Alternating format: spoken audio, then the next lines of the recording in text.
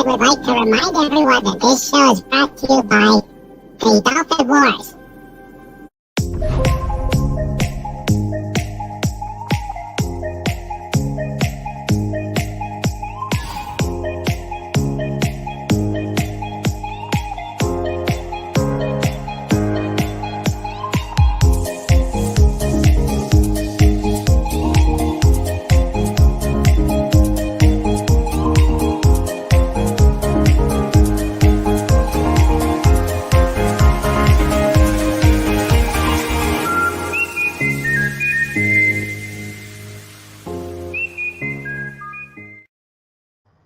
Hello, everybody. Welcome to Just Cuz, the place where anything happens, usually does, and there will be mayhem.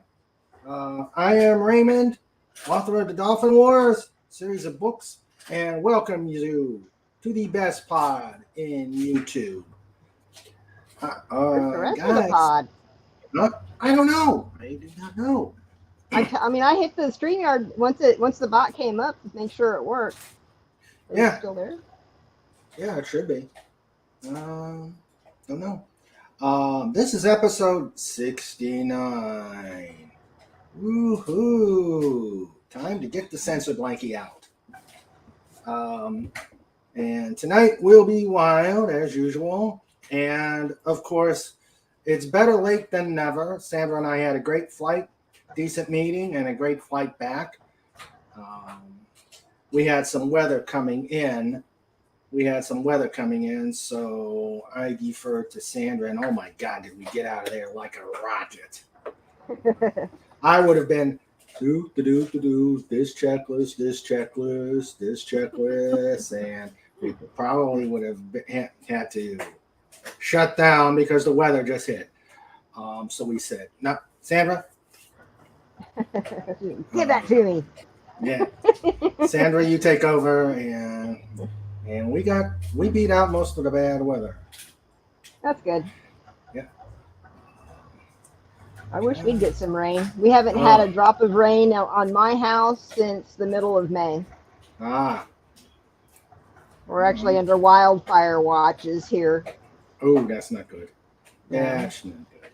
All right, let's see. John is here. Hey, John. Hello. Hey, John. How's everybody? Oh, I was okay until I had to fight that stupid Stream Elements bot. Apparently, though, threatening it with my lightsaber did the trick. Yeah. Okay. Yeah, No, it doesn't kill any. Lightsabers don't kill anymore. It's Bad scared bot. it off. Yeah. It's Maybe scared it J.J. off. Abrams is involved. Bad bot. Yeah. Yes, bad bot. I don't know what it is. What it is with this thing, and the bad thing is it is just you try and get into a rhythm, you try and get prepared, and next thing you know, things just Go sideways. Yeah, Murphy's Law. of course. All right, Anything that can go wrong will go wrong, and at the worst possible moment. Yes, indeedy. Indeedy do. All right, so currently we have John Rendell on the panel, and we have Wendy, Wendy and Jimmy. She's under the guise of. Well, it's actually just Wendy. I just didn't change my name back on my YouTube. All right. Jimmy's at work. She's covering trauma now for the next several months. One of the trauma surgeon that used to cover Saturday from 7 a.m. to 7 p.m. First of all, none of us understood why he bought a house to vacation in Honduras for. Uh-oh. Well, apparently it's a nice house. He showed us pictures of it. He fell down the stairs not long ago and broke his leg. Ow. Isn't it? They had to ship him back to America, and they flew him back to our hospital. And fixed his femur. They didn't have the equipment for that type of a fracture. That's not good. No. But he's out for a while. Yeah. I was thinking he probably went there for the tax benefits. He's into scuba diving and that kind of stuff. I mean, that's what he likes to do down there. That's the only reason he was able to get flown back as an medical emergency was because of his diving license or whatever credentials. Okay. Yeah, we have a local fire chief who goes down there for the same reason. Yeah. Apparently, it's very beautiful diving, scuba diving. Yeah. Yeah, that's. I wanted to do scuba diving, but it was just something that just never was to be. My dad put my dad, myself, and my brother when I was in high school. Mhm. My dad took all three of us. We all three of us did scuba diving courses, and it was fun. I don't do it anymore. Mhm. But be a little rusty. Yeah. All right. Right now, let's welcome the Ventures and the rest of the chat. Let's see. We have as the renters. We have Legatus Legionai. Hello, sir. And he believes that Murphy's Law never passed Congress or was signed into law. Yeah. Yep. Yet it still affects us. Uh-huh. Yes, indeed. Hey, Fat. Hail, Hey, everybody. How you doing, How my you doing, friend? brother? Sorry I'm late. I was having all kind of technical difficulties here, but I'm here. Oh, we're glad you're here. And Yeah. I saw your post, and yes, it was hot in the airplane. Oh, my God. Even getting up to altitude, it was still hot. Yes, it is 93 here today. Mm-hmm. Well, let's see. You guys are in the eastern part of PA. There is a nasty storm. I don't know if it's just going to stay south of PA or what. Just you guys be careful. It's supposed to come by us right now. Yeah, it was pretty nice here. So far so good. Yeah. Oh, it was beautiful going in. It was Yeah. beautiful going in. We had no turbulence. Been hazy, but it was really a pleasant flight. And Where were you going to? Charleston, West Virginia. Oh, Yeah. nice. So we flew there, did a meeting, and then about noon, people were starting to talk about we got a bunch of weather coming in. And I saw it early enough in the Great Lakes because it was out there in the Great Lakes area, and I was very surprised how quick it was going through Ohio, and was going to be over Charleston at about 3:00, and it's like we got to get out of here. And I said, Sandra, you're much faster at the checklists and stuff like that. I'm going to sit back and help you as I can. And we left in 15 minutes. Wow. We were out of there in 15. Rubber bands on the propellers. Well, it's all this high tech glass cockpit stuff that you got to go through, and then complex or high performance airplane that you got to do. And it's just like, well, Fett saw the picture I sent him of how I feel about technology the other day. Let's see. So right now we've got Fet for Hire as our panelist, one of the three panelists. Thank you, my friend, for coming. We have our three wrenchers right now. We have Legatus. Ooh, hi Cheyenne.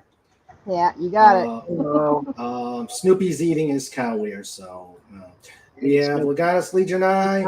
We have Tim the Enchanter, and I know up in the chandelier we have cue Jaws music. Of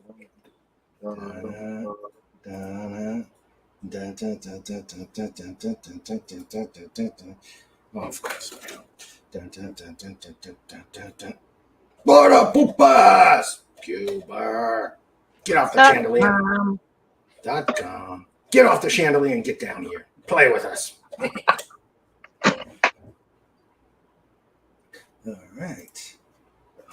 And we are getting another addition here. Tiger Stripes. Hello. Hello. How you doing? Hello, Tiger Stripes. I'm doing. Good. How are you? All right. A bit warm, but okay. Bit Oh yeah, hot. it's warm. Yeah, I don't even go out anymore. I didn't even think about it. In the morning and the evening to water. That's it. That's it. Yeah. Hi, Tiger Stripe. Hey, Wendy. No, well, we just got back from flying, and even at about 6,000 feet, it was not getting cool. Wow, that's amazing. It was not getting cool at all. So Wow. The heat index here right now is 105. Eesh. That's because it's over. That's because we have clouds. Yeah. And as I was telling everybody, we were racing the weather. We got out of there just about before the weather hit Charleston. So it was fun. That's exciting. But, yeah. We got back landed at about 4 o'clock Eastern. Battened up the airplane and then came home and started getting ready for here. Good thing I did do an hour later. Yeah, sounds like it. Yeah. Yep. Let's see. So on the chatters out there, we have the chatter. We have the Comic Relief Crusader. Hello. Hope you are doing well, my friend. And we'll talk about your request a little later on. I just want to kind of get things started here after the bot decided to start acting the fool. And I don't know what it is with Stream Elements. You have to turn it on, turn it off, turn it on, turn it off. Clap on, clap off. Kind of like the lights in my basement. Yeah. Well, it's always dark around here. These two don't work. So, yeah. Fed, I just saw your private thing, and I think I put it on the splash page already. Oh, cool. Yeah, I think it's there. What did you do to Tim? I couldn't see what you did to Tim, the enchanter, on it. I put him and Casey on that thumbnail. Oh, okay. Awesome. Okay. Oh, I we happen to didn't have notice Tim? I think I made that before he was kind of like a regular. And I happened to notice in the chat this morning on the stream there, he commented he liked that picture. So I figured I'd add him to it. And he said something about Snortopupus having the goo on him.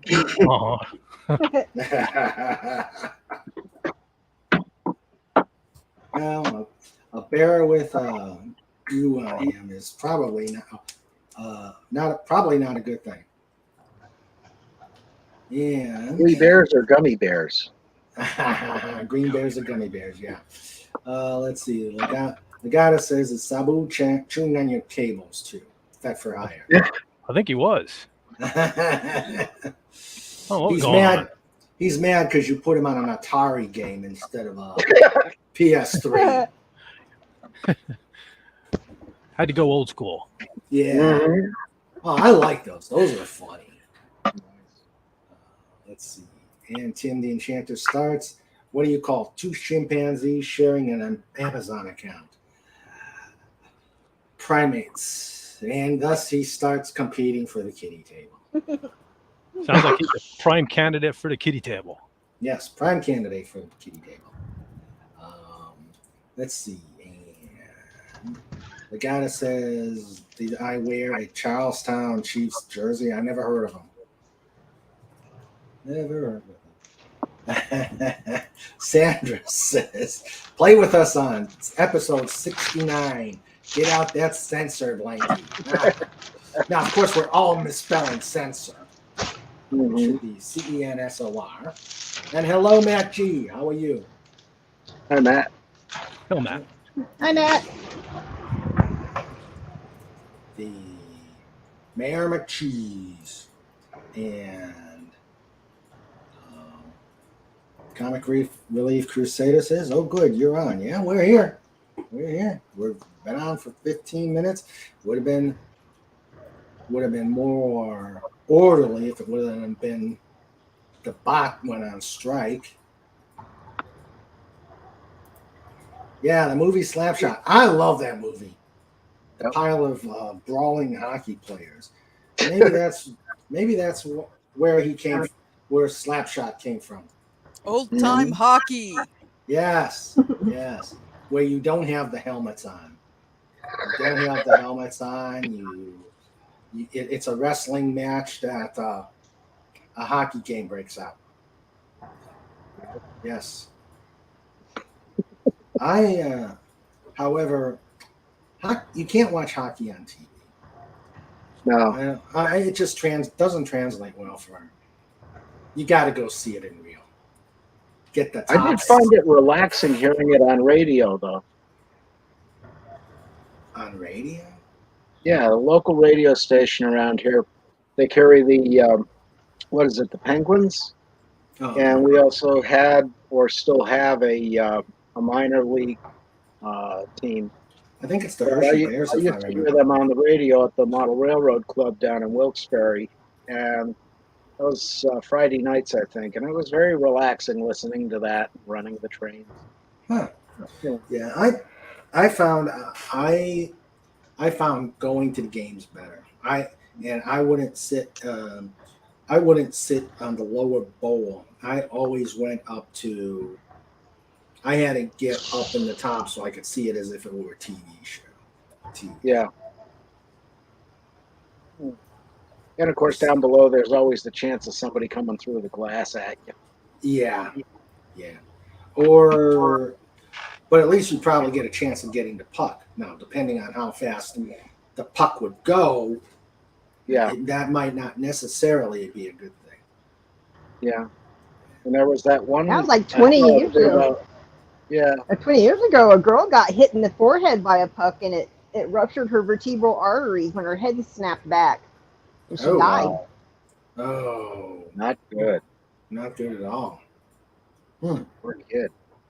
Yeah. So you like how the one bit about somebody throwing a chicken onto the ice once? That was weird. I think there's video on YouTube of it. Yeah, but what is it? The Detroit. Oh God, the Detroit Red Wings. They throw the squids on the. They throw squids on the Does Harvey know this? No. They usually do it at when a hat trick is made. Yeah. Neat. So, yeah. So you like hockey? You like hockey, Tiger Stripes?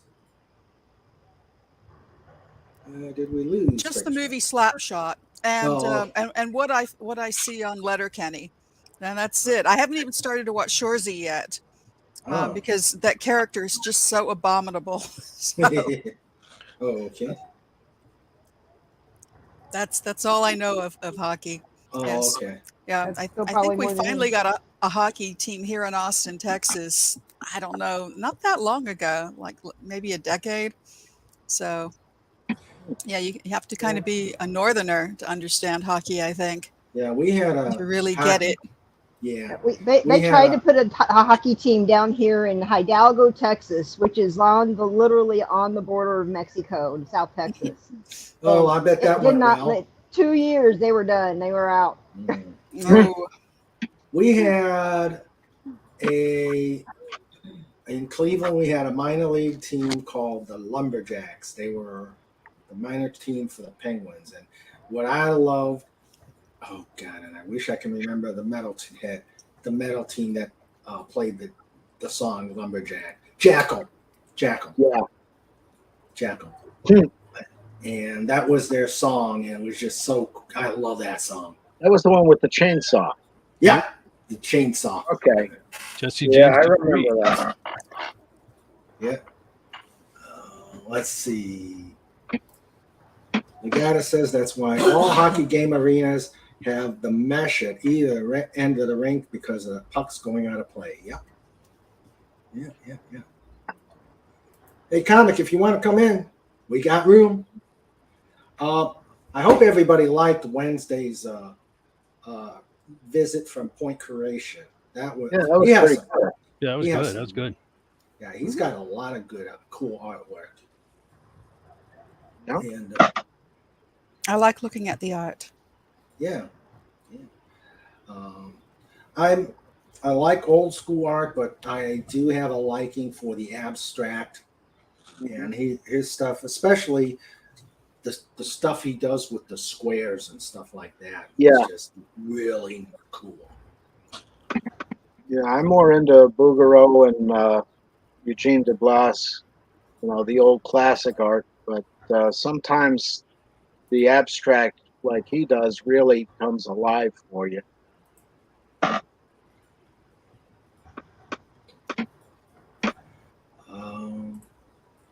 So yeah, I thought it was good. It was a very, very good show. And here is the the man, the myth, the legend, in his own mind. Me? Yeah. Hello there. The man. Hey guys. Hail, Crusader. Hello. How goes? How are you, my friend? A little strained at the moment. Ah. Yeah. So, trying to sort through things and get them all out of this place by next weekend. They're still pulling that crap. Yeah. So he's still insisting. Here's the weird thing. Like, this is all very weird, this whole entire situation. And again, I'm not trying to make myself look or sound like some sort of sob fest or whatever. Come on, you're part of the family here. Yeah, thanks. It's in Alberta. Okay, they have the tenant landlord act, right? Okay. Where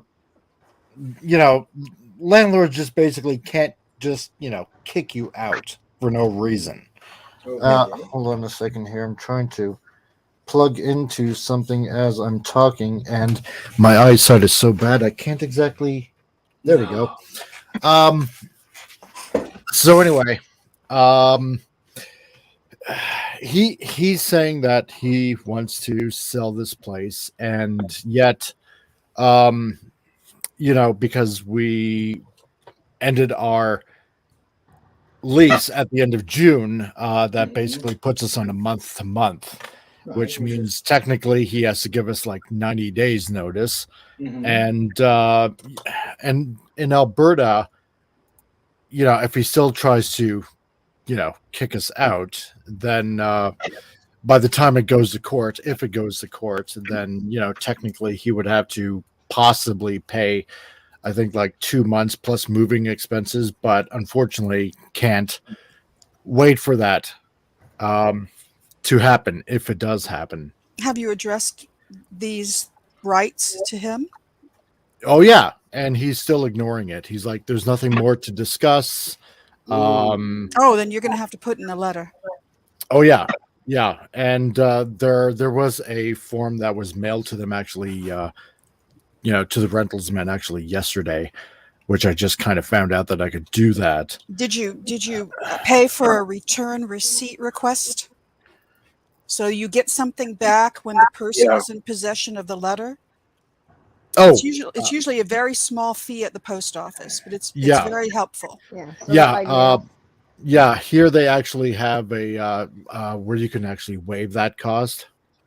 Oh, okay. So yeah. So anyway, we do have the ability to hopefully store our stuff at another place. Should things go south. Well, if you have these rights, you need to stand on them. No, I know. Don't let him push you around if you have these rights. Mm-hmm. No, and you're precisely particularly right. if he's going to be fined for violating the rights. Look him in the eye and say, okay, either it's this amount of time for us or $3,000 or whatever. I know in California, for a landlord to bust something like that, it's like $3,000. They've got to cough it up and let you stay. No, totally. The thing is, he's all the way in the next province over in Vancouver, where we are in Alberta, right? Okay. And so that's the odd thing about this whole entire situation. So the maintenance person has been flipped between people several times, where sometimes we don't even know who the next maintenance person to take over is. Except this time we kind of found out that it's his older brother. And when I talked to him like this past week, he's like, well, I don't want anything to do with it. It's none of my business. Right. So, anyway, the whole weird thing about this kind of situation is, I don't know if this is God at work or just coincidence or whatever, but a few days ago, I found this website where I was looking for rentals, and there is something put on by the city of Calgary where you can essentially, for a very small down payment, be able to get into your own home. Oh, nice. Yeah. So aside from putting $2,000 down, and then on top of that, because lawyer fees and transferring the deed and stuff like that, additional things, taxes and blah blah blah blah blah, we can actually get into our own place. Oh, fantastic! Yeah, I've got your GoFundMe. Yeah. So if and this is all if we do manage to get a place of our own, I can actually get my old job back in the city. However, it's first and foremost, I got to get insurance and I got to get my car fixed up, because right now, as it stands, unfortunately, because with COVID and then being unemployed for the past 6 months and all that jazz, I haven't had any money to get my car insured. So we more than likely temporarily might have a place to stay, hopefully, so I can pay off the rest of the bills and get my car insured and even looked at, because it has a small coolant leak and stuff like that. And thankfully, a friend of mine is a mechanic who can do that. But it's getting this money raised, so hopefully I can go to these people and say, look, here's the money. We need a place, and now our own place to own for good. So that's what this GoFundMe is all about. Yeah, well, you know me. We'll take it. We'll put it out there. Sandra says I don't believe in coincidence. Sounds like a God thing to me. Yeah, and I believe Sandra's totally right on that. So because guys, all hands on deck. If you can, donate. If you can't, pass this around to everybody. I was just looking on Twitter right now, and I see a bunch of the link being really trending out there. So we hope we're pulling for you, buddy. We're pulling for you, and so there's the link. Anybody who can help or just pass the word around, please do. Because I mean, my wife actually worked it out over the 8 years that we've been in this place here, and it's hard to believe it's been 8 years. That essentially what I gave in rent, what I paid in rent, was like basically, what was it, about almost $100,000? Yeah, it's a mortgage payment. It's a mortgage payment. And I mean, my God, this might have well have just been, had I known about this program earlier, this might have well just as went towards that, even more so. Yeah. I mean, we've and again, I don't mean to make it sound like a big sob story or I'm begging or something like that. No. But we've never had our own home. And our three oldest kids, I mean, it's always been rentals. And we have our youngest one and she's 12 and a half, and I would like to get her like her own pet, which we've never been able to do because renting and being able to do our own place. I mean, and like I told my wife, I mean, if it's an unfinished basement, we can finish it up so she can have her photography studio like she's always wanted, and maybe I can just have my own little office space where I can do my own YouTube stuff and and stuff like that. Oh yeah. So instead of having the fear of some stupid landlord just ready to clobber you over the head saying, oh, by the way, so have you looked into local free legal aid in your area? Usually governments offer that, and they're, you just kind of go and you find, and usually you're talking to a retired lawyer. Those people really know their stuff. They can tell you precisely what to do to defend yourself in this situation so that you don't have to get pushed out before you're ready to. No, exactly. And I had that happen to me at least a couple of times when I was a renter, and they were just invaluable. Right. No, I mean, we're looking into that, kind of scrambling at the same time about having to take care of things here. And my wife has already talked to the sheriff's office, and even there, they're kind of saying, you might want to just try to move your stuff just in case, say if you're out, like say if you had to get groceries or something like that. Oh, I'm gonna say change the locks. Well, yeah, exactly. Just go out and buy some locks and change the locks. That's not hard to do. Yeah. But so like I said, more than likely the way everything has happened, with this being shown, maybe it's a God, more than likely it's a God thing. Yeah, you just stall for a little time so you can get this money together so you can get into this program. Yeah, exactly. And usually it's pretty quick because they have homes available right now for quick possession. Anywhere's in the city, which is great because I mean, Calgary is a very nice city to live in. But usually I'm just, we're kind of used to the peace and quiet of a town. So, but yeah, I'm not going to look a gift horse in the mouth. And, this is just something we gotta really, honest to God, try to do. And as fast as possible. So I'm giving you a warning right now that looks like the weather has decided to come and visit us. So Uh-oh. Oh, nice.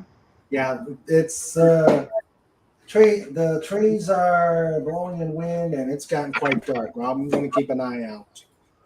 So, but yes, hope it's going to work out, my friend. It will work out. Yeah, I really want to believe that. Like, I mean, I know last time, like, what was it, several months ago? I mean, you guys really helped me out. And so I know it can be done. And I know last time was like in a really short amount of time. I'm just hoping, the sooner the better, because because I mean my daughter's birthday's coming up soon, and I don't want summer ruined because of all this nonsense going on, and so anyway, I'm gonna stop blabbering because this is your show. Okay. So hey, you know me. Me, comic. I know. Yeah, Raymond does the blabbing around here. Yeah, exactly. The blab, blab, blab. This is his turn to blab, so Yeah, it's my. it's your show. Yep. So let me just. I'm gonna get something for you, my friend. Okay, there it is. Hey, I'm putting something in the private chat for you. From Fez comic. Okay, thank you. There you go. All right, awesome. All right. Okay. And Sandra says, we're going to pray. And she shared it out. Yay. Good. Absolutely. Yes, absolutely. And if you hear my ultra sensitive microphone, you will hear thunder. Okay. So we got it. So, At least I'll be able to hear it, even though I don't get any here. And the thunder rolls. Thunder. And the lightning strikes. No, hey, stop saying that. Don't bring the karma. Oh, I see. You're not a God, what's his name again? Garth Brooks fan. I did though, like the special guest. Well, I don't want to spoil it in case no one's seen the Orville yet. But I haven't seen any of it yet. Okay, then I won't spoil it. Well, I don't watch TV anyway, and I'm not a big McFarlane fan. Okay. All right. Well, this probably isn't much of a spoiler, but Dolly Parton was a guest star. Oh dear. I thought it was cool. She does not look like she's 76 years old, does she? No. I mean, there's. It looks like there was I'm some a work little. done. I don't like this last lift she's had. I'm sure it may relax in time, but Yeah. I'm just like sometimes it's one too many. It's Oh, my darling Dolly. Yes. I saw her perform some years back. I don't know how many now, 7. She was amazing. Yeah. She's just so charismatic, and she just knows She's everything. a very backwards and highly forwards. intelligent woman. She is Yeah. very Yes. intelligent. She really is. She always has been. Yeah, and I haven't seen her in such a long time, so it's just like seeing her last. We watched it yesterday, but seeing her last night was wow. Yeah, she's.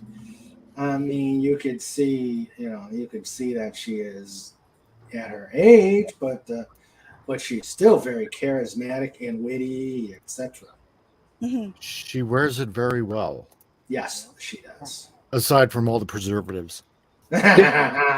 She's very open about that, and I admire her for that too. Most people really won't talk about it. Yeah. That's how you cut Joan off Rivers the trolls. Oh, I thought Joan Rivers was always so funny because she made fun of her own facelift. Yeah, that's true. Yeah, I like Joan Rivers was another one. Mm-hmm. I've got the NASCAR race on in the background. They're racing at Pocono Raceway. There's a car sliding down the front straightaway on his roof right now. That's exciting. Hey, PJ. Oh, let's see. Feck for hire. Hey, Orville Nation. Hey, PJ. You can come on if you wish, sir. Just the panels out there. I love that. Oh, that is nice. What an honor to be on the Orville with Seth MacFarlane and Reno Owen. I might be old as yesterday, but all this new technology, they made me as new as tomorrow. I really hope the fans enjoyed it as I enjoyed being a part of it. It's pretty cool. Yeah, I just wanted to point out you didn't spoil anything because I saw this yesterday. Somebody retweeted it, so if anything, she spoiled it. King, I'm gonna be right back. I just got to talk to somebody, so go ahead. I will return. All right, we will be here. All right. Okay. Dolly was wearing those Mork from Ork suspenders. I got to say, that's homage. Yeah. Nanu. Yeah, she wears it a lot better than Jody. Mm-hmm. SDCC Orville panel is going on, but they aren't streaming it. Oh, that's not good. Not Legata says Nanu. Yeah. Dolly Ward a lot better than Jody could ever think of doing it. So let's see what else. Okay, so we'll wait till. So let us go through the weekly wrap up for everybody. Let's start with Tiger Stripes. How's your week been? Oh, it's been kind of slow. Like I said, I'm not going outside, so it's kind of just. I'm feeling like a bit of a shut-in. I read A Night in the Lonesome October by Roger Zelazny this last week. It's a very fast read, and it was really good. It's 100 Days to Halloween. So, yes, and that's a book that, because it's got 31 little chapters, people often will read it through October, one chapter a day. Oh, okay. Yeah, and I had never heard of it before. It was really good. It was very charming. Oh, okay. All right. Fat, you. How have you been? Not bad. I'm still breathing. Yeah. Worked all week and spent yesterday making stupid pictures again, and made a video to go along with those stupid pictures, and people seem to like it, so I guess I'll keep doing it.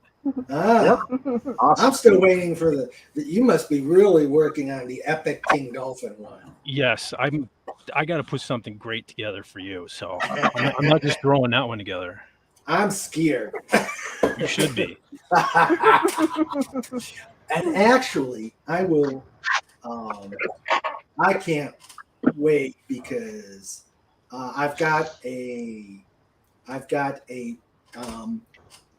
signing event at a conference in October 15th, and I'm looking forward to it. I'm going to have the promo that you made, the promo video that you made, and if this video is cool, I'm going to put that. I'm going to show that as well.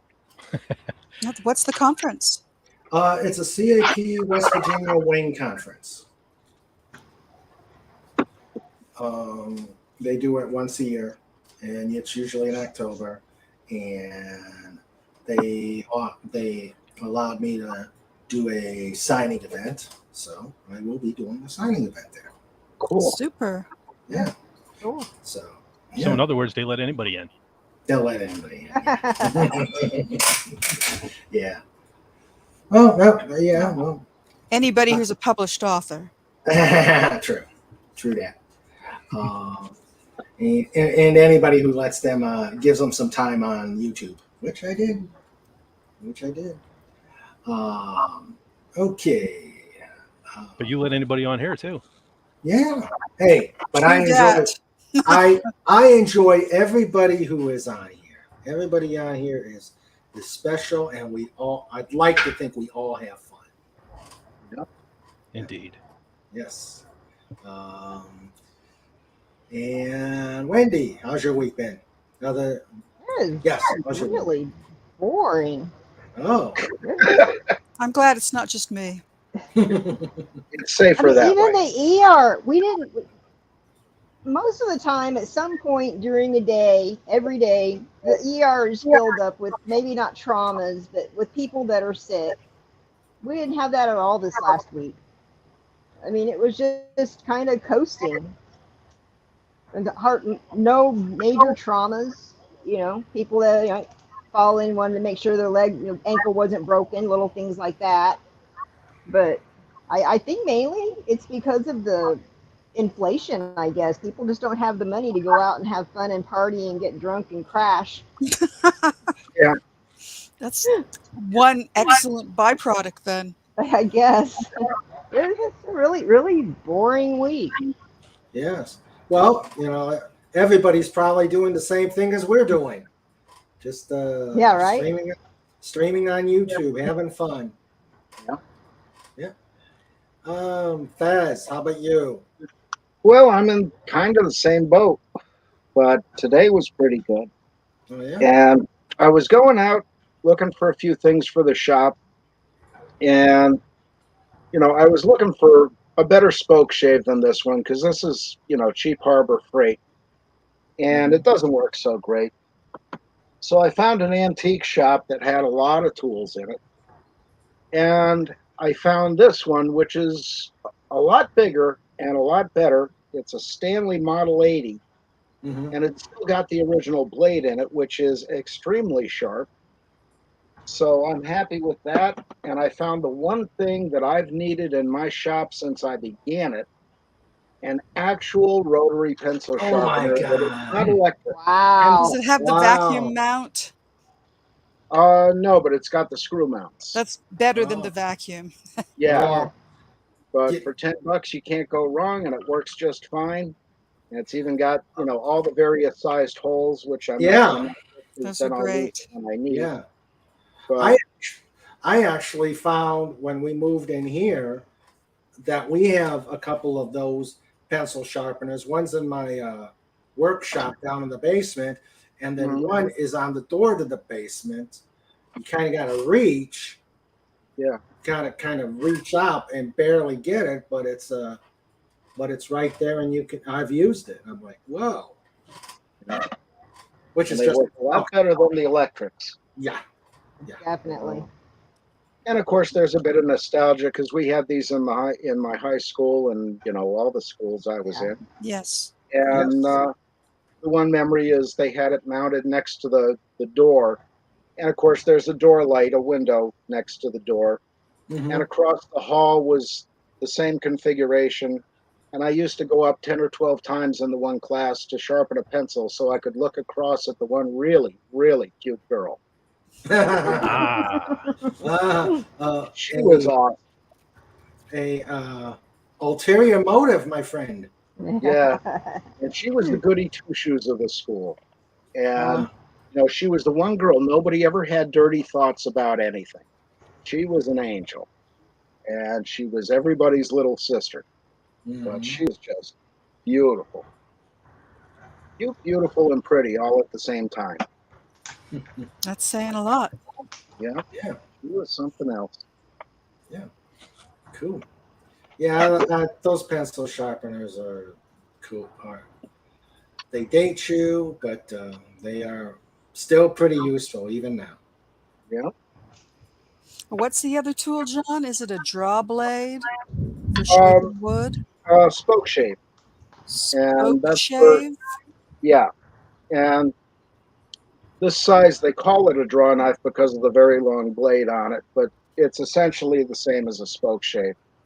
And you can get these with curved blades, straight blades. There's some that have specialized blades for different types of milling, but they're few and far between. But really useful for anything you want to kind of curve or, bevel. Really works nice. It's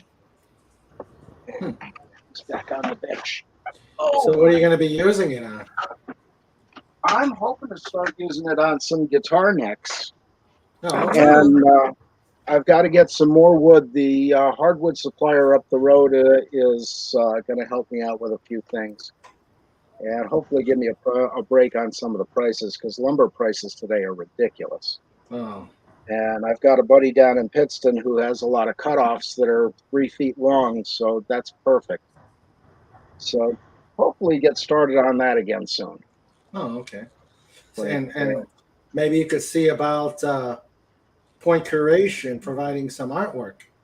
Yeah, well, that's been on my mind is, if I could get a guitar body up to him, I know he's interested. So, it'll be a matter of finding out where to send it, but, that'd be really interesting. And it's something all he'd have to do is, I don't know what his finish coat on his paintings is, probably a varnish. But, as long as either he or I can get that finish coat on to protect it, that'd be great. And, I'd go 50-50 with him on it or pay him an outright fee, whatever. Okay.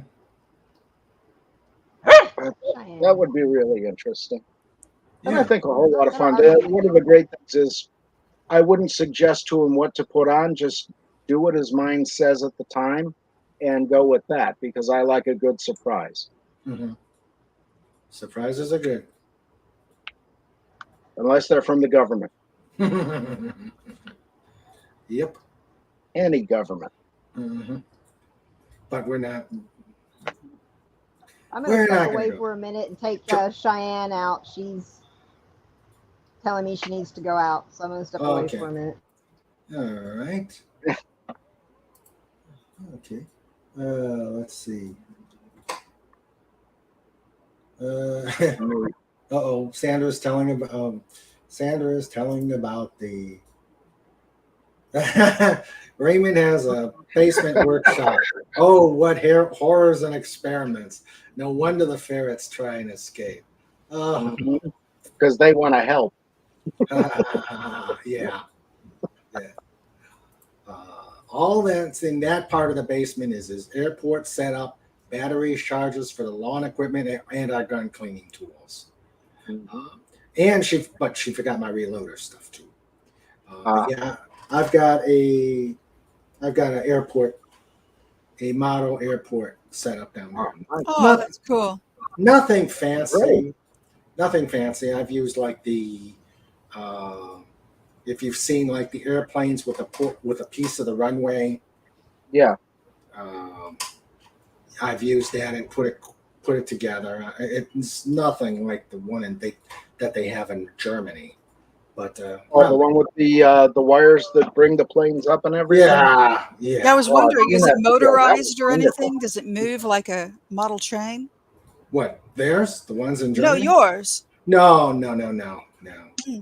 No, mine's just a diorama type thing. Ah, love a diorama. Yeah. That's cool. And I have to be careful because my little force of nature wants to see it all the time, and she comes down and she starts taxiing the airplanes all over the place. And by the time they leave, I got to go. Okay, let me put this back. Let me park these airplanes in their proper spots. Yeah. Let's see. Legata says Raymond has a pudgy-sized airport in the basement. I can't think any other airport setup would fit. Yeah. Awesome. I had model trains, HO scale Lionel, and Raymond has an airport. Yep. That's nice. Yeah. Yeah, I've got tons of model trains packed away, both me and my dad's. Mm-hmm. Yeah. I went to Sporty's and actually got a light up terminal, so that I use as a terminal building. I've got little for the civilian side of the airport. I have the little cross bridges, and the little vehicles to service the airplanes, and then for the military, I've got the load vehicles. So yeah, it's a nice little set. Nice little setup. Very good. Well, we need to see a video on that someday. I will get a video on it. Yeah. Yes, I will get a video on it. Probably within the next couple weeks. Cool. Yeah. Again, it's not. It's a diorama. I love a diorama. Yeah. I really do. I mean, I've seen some really realistic airport models. Yeah. But it is, if you neither have the time nor the money to do something up, I had accessible to other pieces that look like runways. It's I'm rather pleased with it. So, all right, let's see. Okay, right. But yeah, I'll get a video for it. Cool. I would love to see that. All right, be glad to. As would thousands. Yes, the thousands of people out there. Phantom Outsider is here. Hello, sir. How are you? Hello. Hey, Phantom. And I guess Cheyenne went out very quickly, huh? Yeah, she had to go. Well, my God, I hope that's just not, those are vehicles and not just a constant rolling thunder. I mean, it sounds like the thunder is just like That's the kind of thunder that puts me to sleep. the stuff that goes, the stuff that when it thunders, it lasts about 5 minutes. That's what was just out there. When it starts to shake the house, it keeps me awake. But we have a very shakeable house. Steve has model tanks. I have fighter jets. I also have airliners. In fact, I have. I actually have one of the airlines from my old airline when I worked as a flight attendant. Now, of course, they upgraded to the Scare Bus, but it still got the livery, so I bought it. Scare Bus? Scare Bus. That's what people called it. Mm-hmm. Yeah.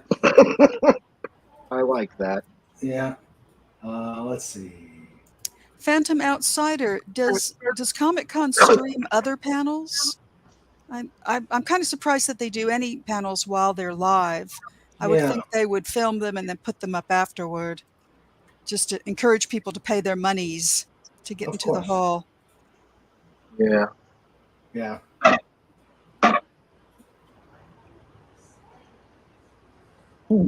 It's quiet outside. Too quiet. Too quiet. Yes. I told you it was. I hope we don't get that rolling thunder and pouring rain that comes on like a hurricane.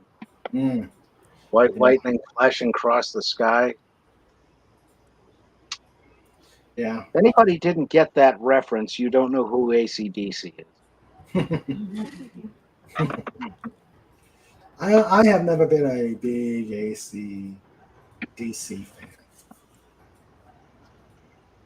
There's only been a couple songs that I like Dirty Deeds. Dirty Deeds Done Dirt Cheap. TNT. Yeah. Problem Child was my favorite. Yeah. There's only 2 chords in the whole song. or I was never a huge fan, but I like a lot of their stuff. But the funny thing is speaking of Dirty Deeds, I went to school with this kid who rode my bus, and he was like one of those kids who brought a radio every day, and he always cranked AC/DC. It was his favorite band. And when he would play Dirty Deeds, he would sing it, and he would sing Dirty Jeep, Jeep, Dirty Jeep, Thunder Jeep. And I'd be like, dude, I thought they were your favorite band. How do you not know the words? But like to this day, when I hear that song, I hear Dirty Jeep, Thunder Jeep. I thank you for that. I remember the parody song of that, Dirty Deeds Done with Sheep. Yeah. Okay, I'm glad. I guess that wasn't Weird Al. No. Weird Al's songs are all food oriented, and he doesn't go in that direction. That's true. So there's another one I just saw last night from a fellow named Leroy Troy, who I'd never heard of. And he's a country banjo player, and he does a lot of parody songs. And it's what was it? Ghost Chickens in the Sky. Oh. And it is hilarious. I haven't laughed at anything that hard in a very long time. We'll have to have a look at it. Yeah. Oh, it's just great. Leroy Troy, Ghost Chickens in the Sky. And it's a takeoff on Ghost Riders in the Sky, which was a very serious song. Didn't AC/DC used to dress as schoolboys? Am I thinking of the right band? Angus did, yeah. Angus, the guitars. Yeah, I kind of have to love that. There's something about that gets me. Yeah. The other AC/DC song, and I'm glad Pudgy isn't here, is, I think the title was I Have Big Balls. Oh, yeah. No, and I can't, yeah. She has big balls. Boy, is that appropriate today, isn't it? Oh my gosh. Oh, no. They're ahead of their time. All right, is that rain or did Mother flush the toilet? That's the plumbing. Okay. With the tinnitus, I sometimes don't know. You got the ringing too. Oh, yeah. I got that from pressing a wrong button on a mixing board one day, and instead of going to record, it went to play and fed back right into my headphones. Oh, Legatus. I got it in the right ear from like 20 years standing on the right side of the drums. Yeah. Yeah, that always happened with me was, the crash cymbal is right there at ear level. Yep. And Mike was not shy about his cymbals. Oh. Of course, he used baby cymbals, which cut through like nobody's business. Good thing I only have 3 cymbals. Legatus says, I guess Raymond recreates the movie Airplane all the time. No.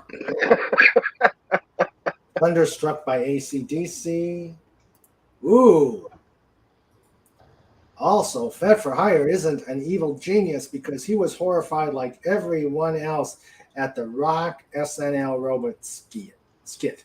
That is real evil. Sorry, Fed. Only get mad genius status. I don't know. I'll take it. Okay. I'll take it. Yeah. I'm still a genius. Yeah, that's true. Absolutely. I got that in the title. Dirty deeds done dirty cheap, or dirty deeds done with sheep. All right. And then Legatus, are you sure? Because I've heard there are some people that do dirty deeds done with sheep. Hey. Okay, here goes. You got to go to Knoxon, Pennsylvania, down the road for that. Yeah. The cereal of choice is mutton honey. Okay. Oh, kitty table is calling.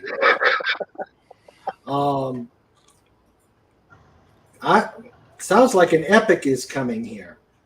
Once upon a time, there lived a king who had the most beautiful daughter, but there was a problem. Everything the princess touched would melt. Oh dear. Uh-oh. Oh, 1 of 14? Yeah, 1 of 14. So this sounds like an epic. Yeah. It's going to be the shaggiest of shaggy dogs. What did Yoda say? What did Yoda say when he saw himself in 4D HDMI? Okay, that's a good one. He's not on the kitty table anymore. I like that. Yeah, HDMI. Yeah, that's good. All right, let's see. Oh, Phantom Outsider. He's gonna get on the kitty table, but we don't have a logo for him. Yeah, it's gonna be hard to put a P on the. Well, I guess you could pee on the table. Well, Slapshot could surely pee on a table, but when it rains. Legatus Legionize, surely you can't be serious, and Sandra is the only one that calls Raymond Shirley. All right, let's see.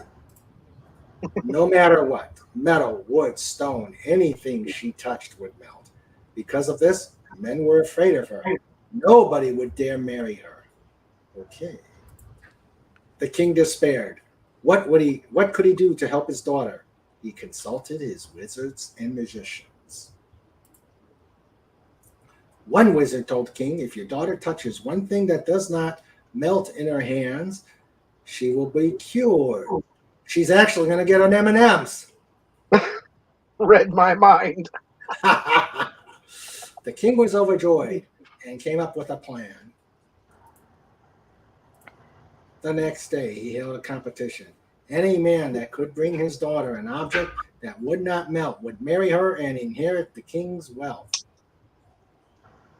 And in capital letters, 3 young princes took up the challenge. I think he's mad because we guessed it, Fez. The first brought a sword of the finest steel, but alas, when the princess touched it, it melted. The prince went away sadly. Yes, Phantom Outsider, we figured the same thing. The second prince brought diamonds. He thought diamonds are the hardest substance in the world and could not melt. But alas, once the princess touched them, they melted. He too was sent away, disappointed. I don't know if I should continue. The third prince croaked. He told the princess, "Put your hand in my pocket and feel what is in there." Uh-oh.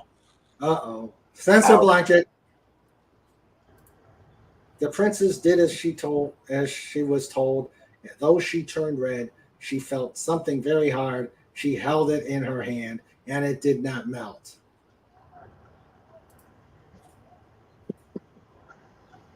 Okay. And the king was overjoyed. Everyone in the kingdom was overjoyed. And the prince married the princess, and they both lived happily ever after. Okay. Oh, man.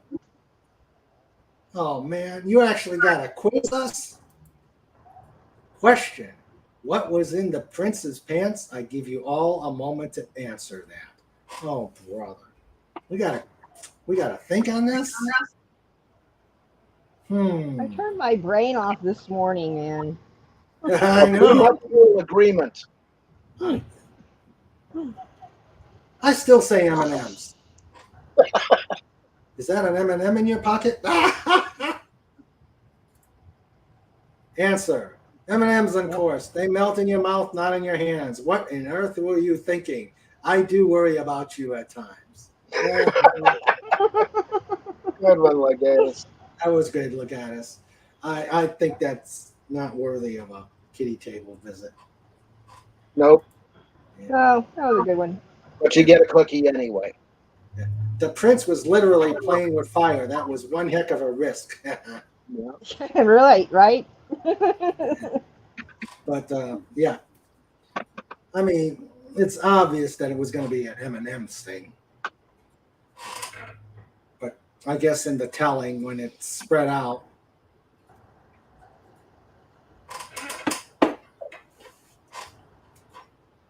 yeah, that was good, Legatus.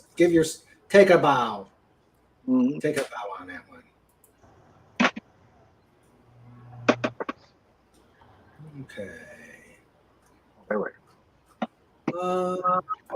Let's see. Hey, Fett, got any new? Well, show us those.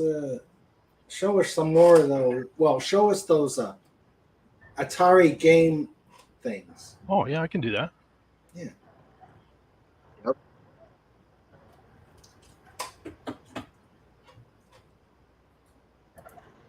A food joke, a team joke, and one perfect for the 69th episode.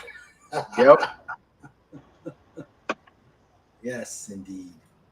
All right, let's see what the evil genius has done.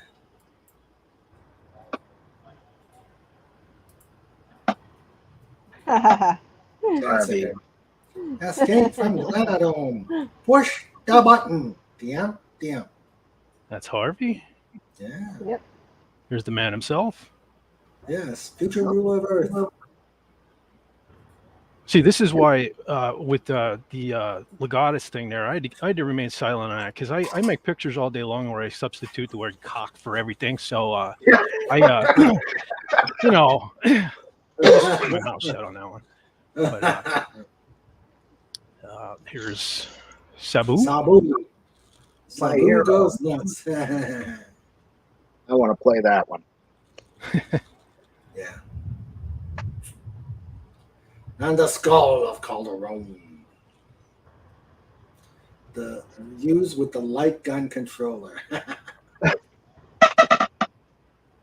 Ooh, Had to do the complete set. Yeah, Omnivac. Indeed. Yeah, that's cool. And I actually did a video as well, if anybody wants to check it out, where I put the actual labels that I made too, which you can see here in this thumbnail. But yeah, I saw it this morning. Yeah, if you want to put the video.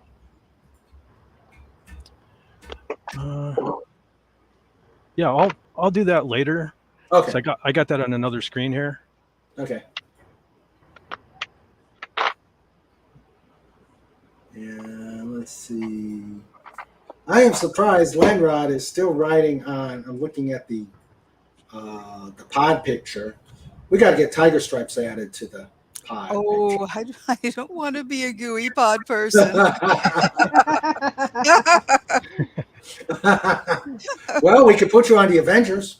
No, those movies were terrifying. Oh my God, both of them.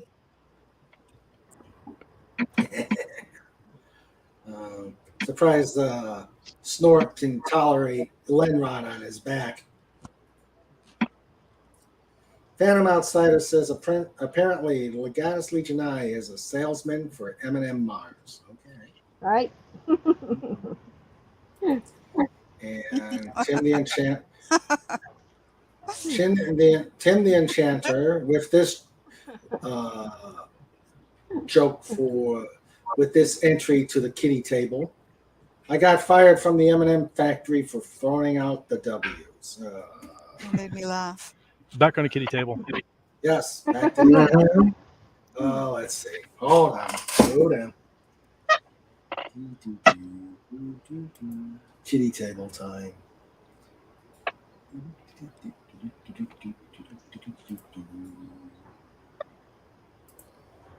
There was an episode on Married with Children, and it was where Al and Jefferson were building one of those workbench kits. Oh, I love that one. Yeah, isn't that funny? Where they're looking for the L plates and they can only find 7s.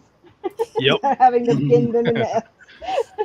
That was great one, man. They were like nailing themselves together. I know it. Yeah, it was funny. Sounds like a boards to each other's arms. Yep. Sounds like an episode. And then Kelly walks in. Kelly walks in and fixes it and makes it perfect. Yeah, in like 2 seconds. Yeah. That's how dumb they are. Sounds like a home improve. Sounds like a home improvement one. They were trying to put a workbench together. Why do we have all these damn 7s? We need L's. Why did they give us 7s? Didn't they get like a blowtorch at some point and try altering them and stuff? Yeah, yeah. That's how they were trying to bend the 7s into L's. Okay, I saw this meme yesterday and I thought it was cool.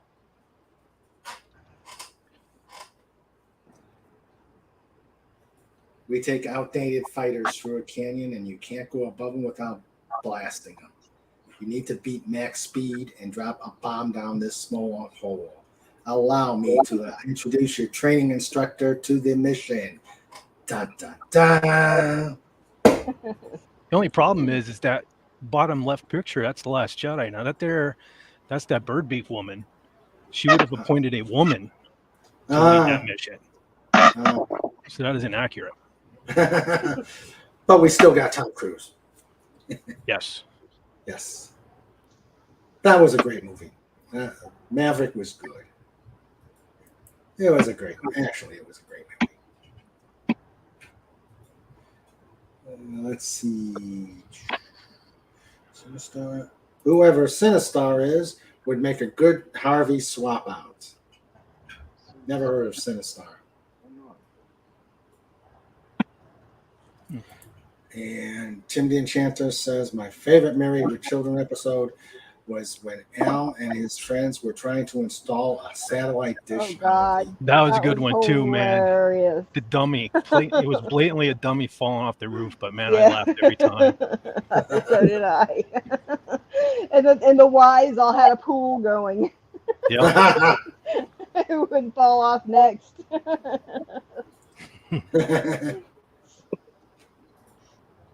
There's also the one where Bill Rooney is coming to help him fix something or look for a wire, and he ends up inside their walls. Can't get him out. Ooh. I also like the one with the aliens. The one with the aliens socks. coming in the socks. Yeah, yep. Only the dirty socks. That was one show where just about every episode was gold, man. Yeah, that really was. You couldn't have a show like that now. No. No. No, God. No. Jimmy and I had been binge watching them on that show on Hulu. Hmm.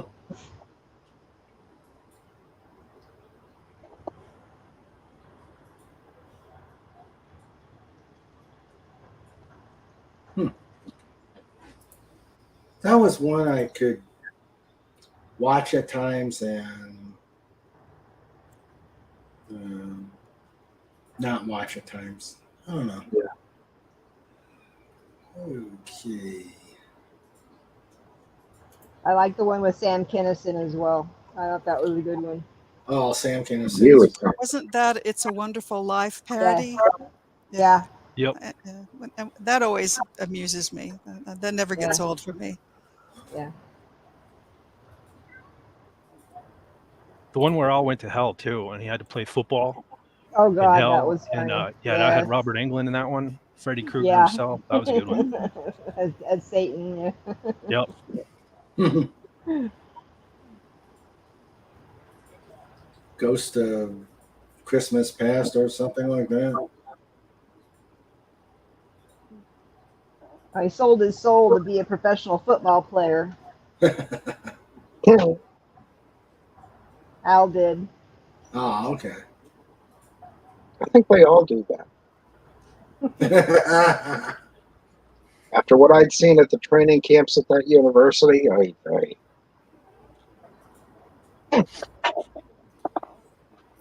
oh, no. You have a training camp by you? Or? Well, they used to have one at the university for the Philadelphia Eagles, and it was a nightmare. We'd have to go through the one area and change out the locks when they came in, and then change them back when they left. And the things they left in those rooms were unbelievable at times. One guy left an oxygen tent. Somebody left a whole bunch of CDs of Girls Gone Wild. Reggie Smith used to leave a bottle of urine on the one dresser. Ew. God. Yeah, every year we would find that. And it's in the medical sample container thing. Yeah. And just all kinds of stuff. There'd be closets full of big sneakers, the football shoes. Mm-hmm. And I think they'd wear them once and just throw them in the closet. And we'd find all kinds of playbooks and, handwritten notes and all this, which, if I had known anything about eBay at the time, I could have got rich on. Right. But, yeah. But I was so glad when they left there. And the management was worse than the players. Oh? Oh, yeah. My one coworker and I were fixing a door. It was a double door in the one gymnasium building. And we had to take the door down. So in order to do that with the particular type of door closer that's on it, that's built into the insides of the door, it's a complicated thing to get that down and then to get it back up. That's an all-day job. So they come in and they're screaming they want the doors out of the way and they got to bring in their big truckload of Gatorade and all this other stuff. And we're sitting there going, look, you can't do anything until we get this door up. Oh, you got it. They run to our managers and their bosses all the way to the alumni building. And we ended up just having to take the door, put it in the hallway, and wait till the next day. And then they're complaining that, well, there's no security on our storage now. Well, that's your fault. I mean, bloody nightmare. Yeah, I did not enjoy them. And one of the things that also killed me was when we went back to change the locks out, and we would find bundles of fan mail unopened from little kids in the garbage cans. Ah. I mean, that's the thing. I don't regard sports figures as heroes because they just throw the stuff everywhere. They don't care about the fans. And some of these kids would be sending their favorite stuffed animal or something. And it's like, you don't treat little kids like that. Yeah. No. But then there's Green Bay when they have their camp and the players ride the ride the kids' bicycles Mhm. to the training through the training facility. Now that makes you feel.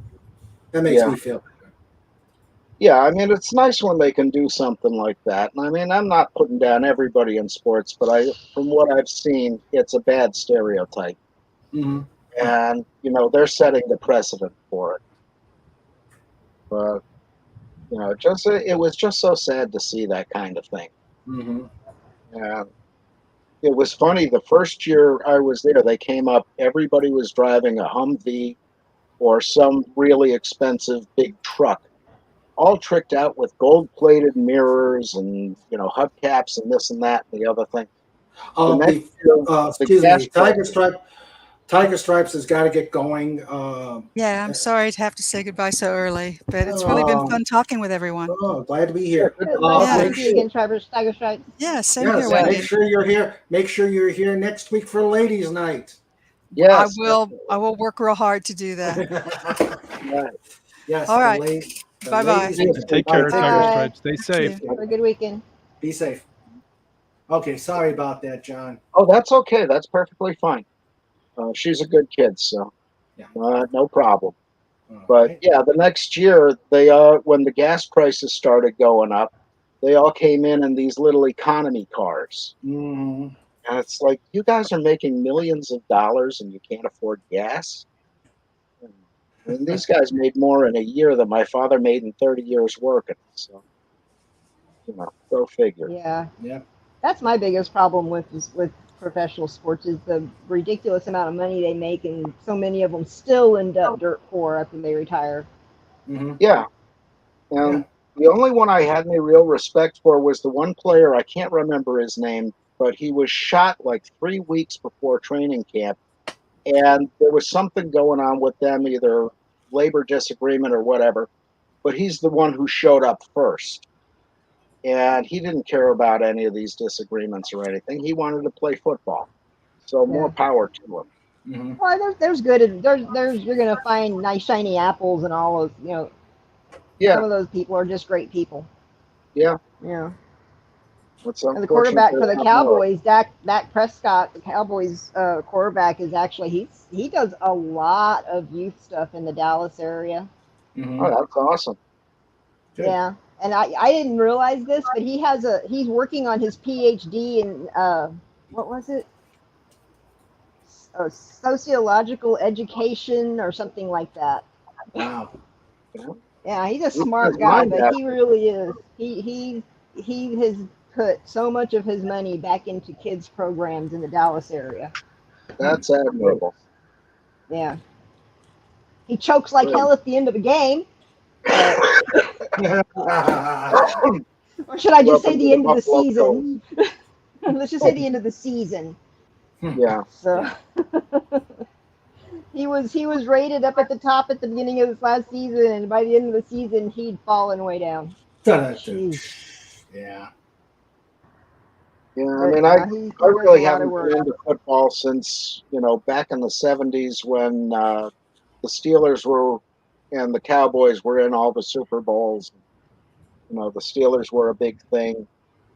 Roger Staubach was there somewhere, and Rocky Bleier, Mean Joe Green. Mm-hmm. Most people don't even know those names today. Terry Oh, I Bradshaw. remember every single one of them. Oh yeah, me too. Hated them because I was in Cleveland. Oh, Yeah, I was a kid. I Cleveland grew had up in the talent, right? 70s and 80s. I was a kid. Cowboys and the Pittsburgh Steelers. Ugh. Yeah. Yeah. Yeah. Yeah, and I still have a friend who's like that, and he's my age, and he is Steelers all the way, and you even suggest the Cowboys, and he clears the room. And this is a guy with leukemia for the last 27 years. Mm-hmm. Wow. Unbelievable, crazy. But I still think that Mean Joe Green commercial with the Coke, where the kid gave Oh him his yeah, Coke.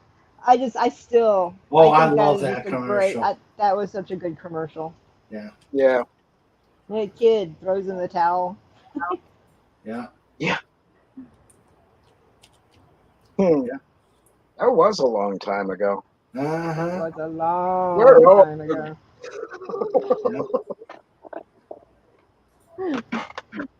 Yes, save. Oh. So, okay. Speaking of pizza, and I wasn't. Oh,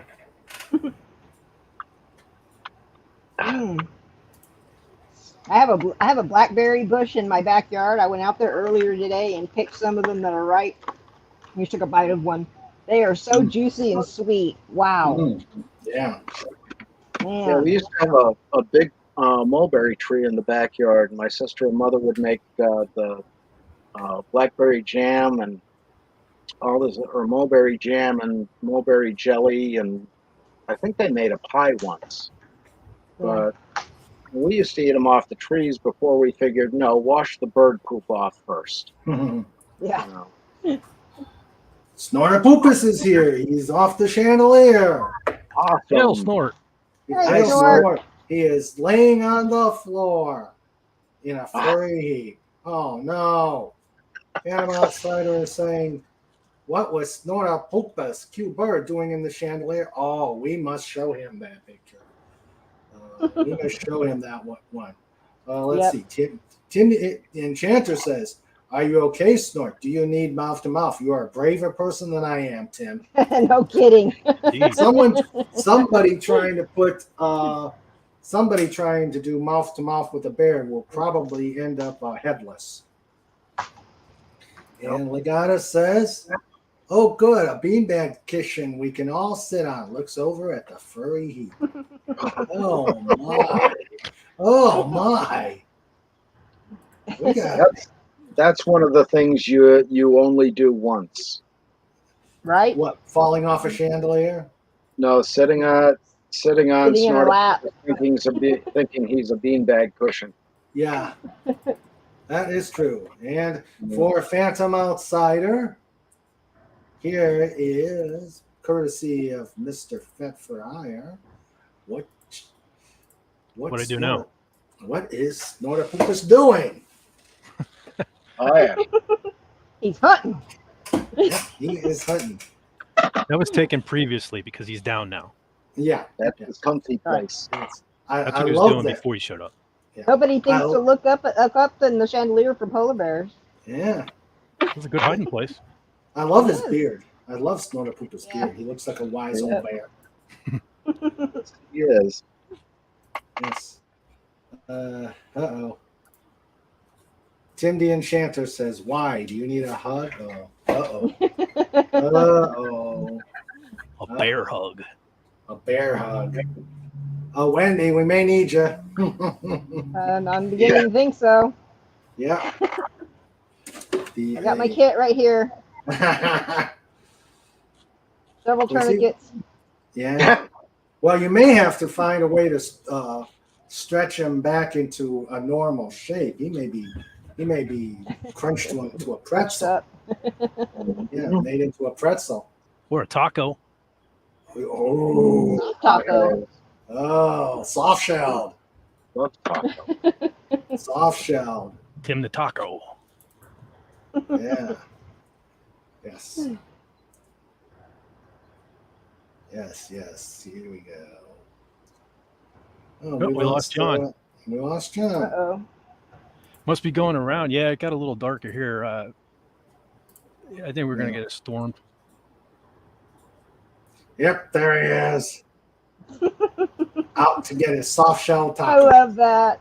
Yeah. I showed my mom that. She laughed her butt off. I might have to put Tim the Enchanter's head on that. I Yeah, might have to. you may have to. Yes, let's put Tim the Enchanter's head. Legatus as well if he sits on it. Yeah. Snort never saw my cheesiest enchilada.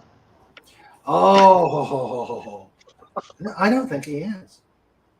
He wasn't here that week. No. Ooh, Snort saying soft taco. And Tim the Enchanter. I worry about Tim the Enchanter. Can anyone play some Barry White for me and Snort? Oh, I worry about.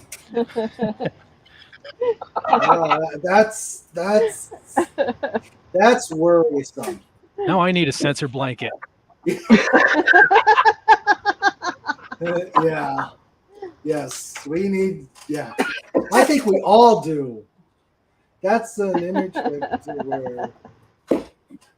that's an image we may not be able to wash off our mind's eyes or poke our mind's eyes out. Oh dear, oh dear.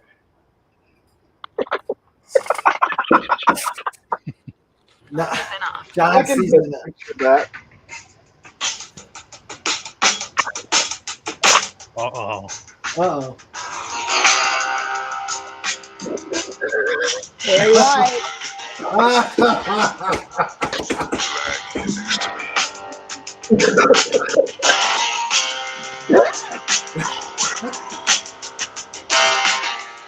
If the chat suddenly goes quiet, I'm going to get very concerned. My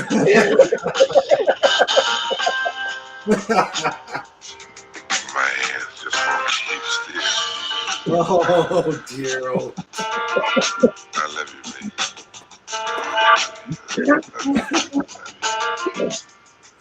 Okay, and meanwhile, Fett is now gonna ruin my search list, by the way.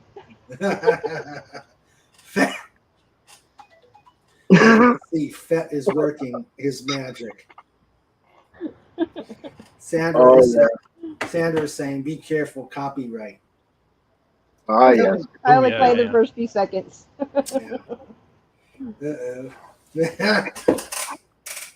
Tin the Enchanter is being fooled. Wait till Snorty asks him to get into a sleeping bag filled with cheese and taco sauce.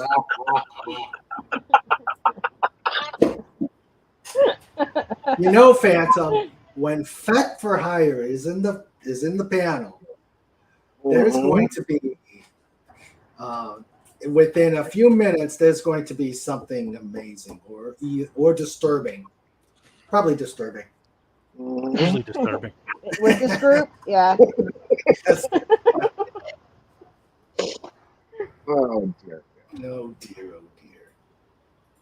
So, and okay, that does it.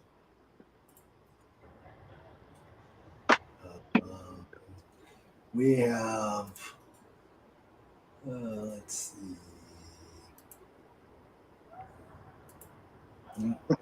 Let's see. Oh, there it is.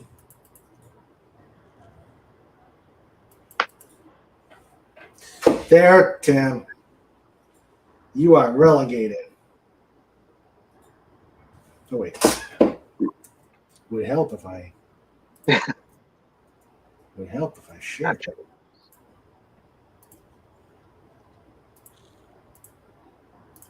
There we go.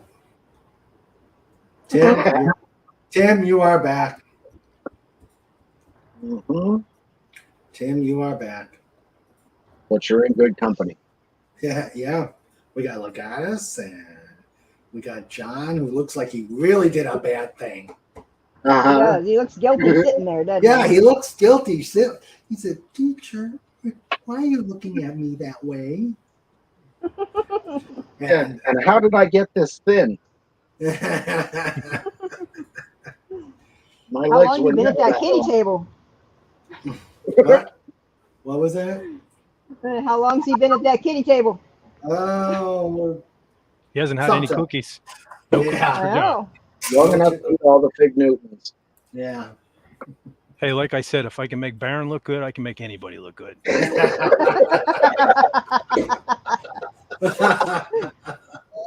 Just kidding, Baron. Yeah.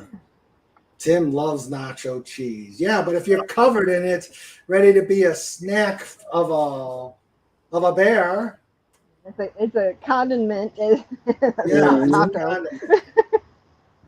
Andy Masterson says, until he eats his veggies. Hello, Andy. How are you? Hey, Andy. Hello, brother Andy. Hello. Emerging from the laboratory. to join our fun crew.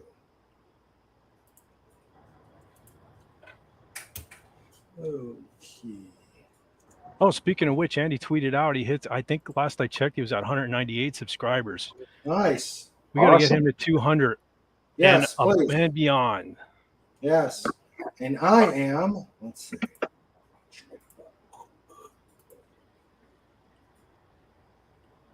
Where is it? I am hovering at 178. Let's get me over to 200 too.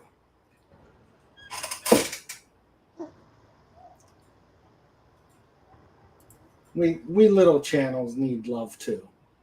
Yep. Indeed. Yes. Yeah. Yep. And hello, yes, hello, Andy Masterson.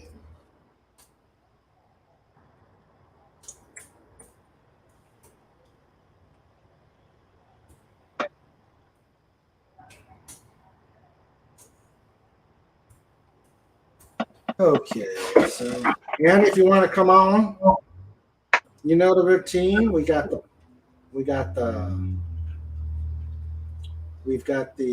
panel thing out there, ready for you to come on. Yes, Tim, please like, share, and subscribe. The panel thing. That's the technical term. What was that? I said the panel thing. That's a technical term. Yeah. Tim Enchanter says, please like, share, or subscribe, or we sick the bear on you. When the bear's done with Tim the Enchanter. Yeah. Some people, like Tim the Enchanter, will never learn until after they pass through a bear's colon. That's true. Of course, I saw a video where a lady had a bear on the porch, and I think Jill shared, Anti-Derivative Jill shared it. A bear cub was on the porch, and a lady goes and does a teacher voice saying, "How dare you come up here?" And the bear goes down.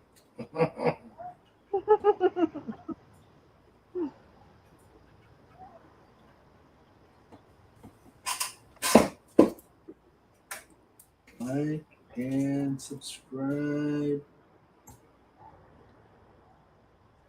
And we will keep the bear away.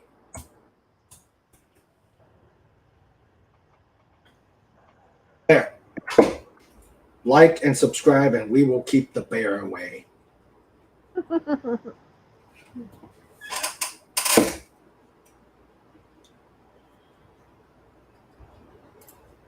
Is Tim the Enchanter related to Timothy Treadwell?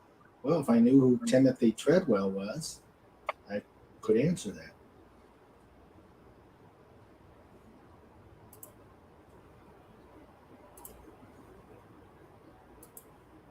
Or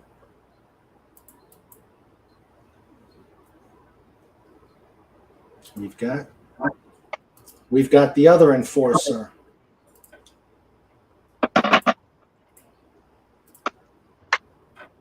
There's the other enforcer. Awesome. Chainsaw Pudgy. And if you're wondering where Pudgy was, he and Cobalt are with Mama Eagle tonight. Oh, speaking of Pudgy and Cobalt, I have an idea. Hear me out on this. Okay. Hear me out on this. Okay. I was thinking recently how much I love the Mirror Pudgy. Sorry for saying it out loud. Video. I got to make a part 2. Uh-oh. I need dialogue between Pudgy and Mirror Cobalt. Think about it. Oh. There would be a Mirror Cobalt. A Mirror Cobalt. Ooh. Hey, Andy. Hey, Andy. Hi, guys. Hey, Andy. There. Oh, sorry, Wendy. Didn't mean to include you with the guys, but Hey, you're one of the guys. You're one of the guys. Yeah. Yeah. That is. Oh, I served with most of the guys in the Army, so I'm used to it. Well, at least since I wasn't included in the video, the emergency video to Doomcock. Yeah. I can't describe it on here. YouTube will take this channel down in a heartbeat. Okay. You can't offend Wendy. Believe me, I tried.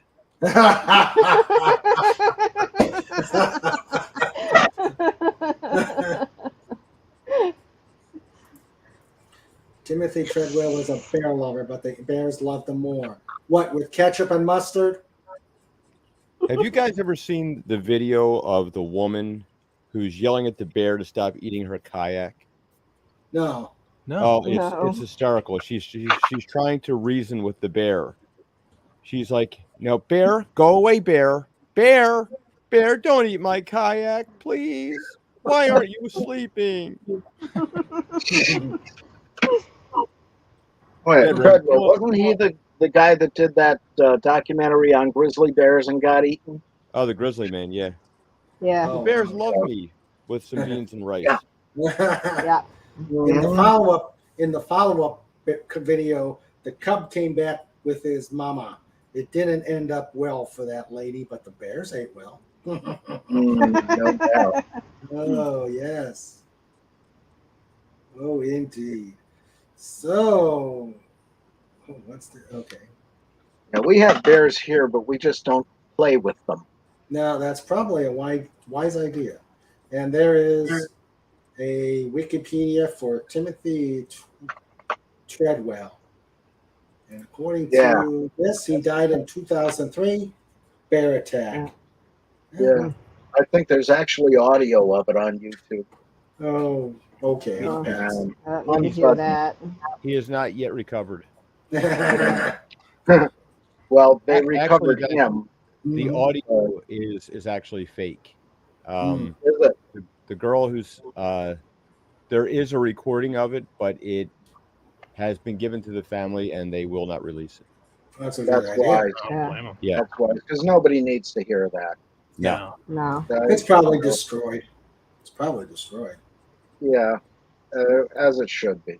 I mean, so there's some things where you got to preserve dignity, and no matter what you think of a guy or a girl, dignity matters. Oh yeah.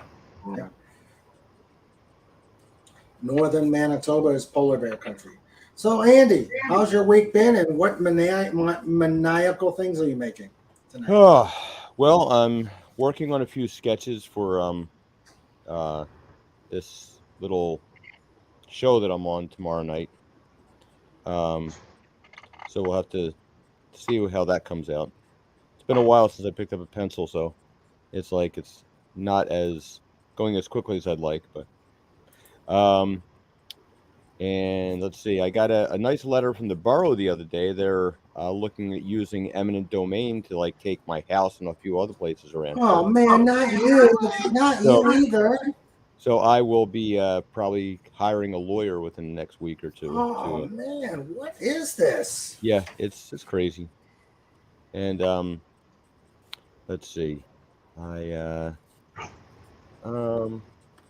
building. What else have I been building?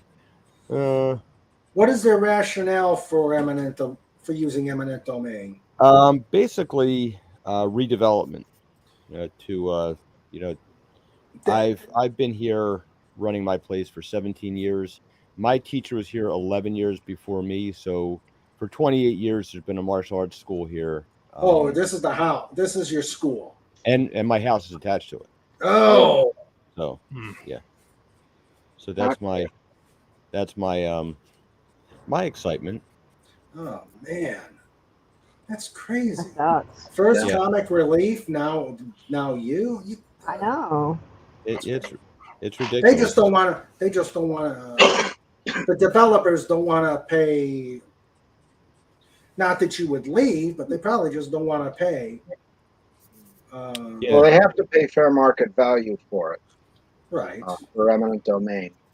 But the problem with it is for me, to find another location that's got a studio attached to the house, especially for the price of this, it's, and I mean, I am underpriced because there's a lot of people that I help that just they don't have the resources to go spending a whole lot of money for, I've got a lot of seniors. I got a lot of people that are, over 60, 65, 70s.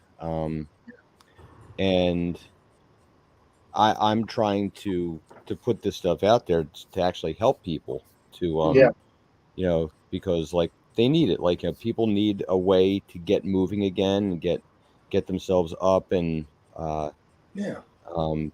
active, and If it's nothing else, stress it helps relief. with their sense of well-being. I just got a brand new guy in this morning. He's recovering from a stroke, and he's, we started working on things to get his muscles engaged again, and very active guy, but and he's not doing badly, but he can feel where he's lagging behind on his recovery. So I'm like, okay, well, here's where we're going to start with this process here, and take it from there. And he started off, and he got winded a few times just by doing some small exercises. But he was like, thank you so much. I really need this kind of thing going on. So people like that, but I'm sure somebody has a buddy somewhere that hey, you know what? I like this block over here. Why don't you And it's funny, when I first moved here, the Republicans were in charge of the borough, and they tried using eminent domain to take these houses that were all on the waterfront to build up this condo for the same thing, because someone had sued, and they went all the way to the Supreme Court, and they said that yes, you can use eminent domain for tax rateables. So if you can get somebody else coming in who's going to pay a higher tax rate that's going to benefit the community, that counts as qualifies for eminent domain. So basically, you can have a corporation coming in with big plans and look at your house and say, hey, this would be much better serving the community if we took this property and rezoned it for this kind of use. So it's a bunch of crap. So now the Democrats have been in charge ever since, and now they're doing the same thing. Well, two sides of the same coin. Well, I'm sure you're working to get a lawyer to Yeah, I have friends of mine that do real estate, so they hooked me up with a guy who can probably help. So here's hoping. Fingers crossed. Well, we'll be praying and thinking good thoughts for you. I certainly appreciate that. Andy, send me a link to your channel. I'm going to add it to my bots. To my bot memory banks.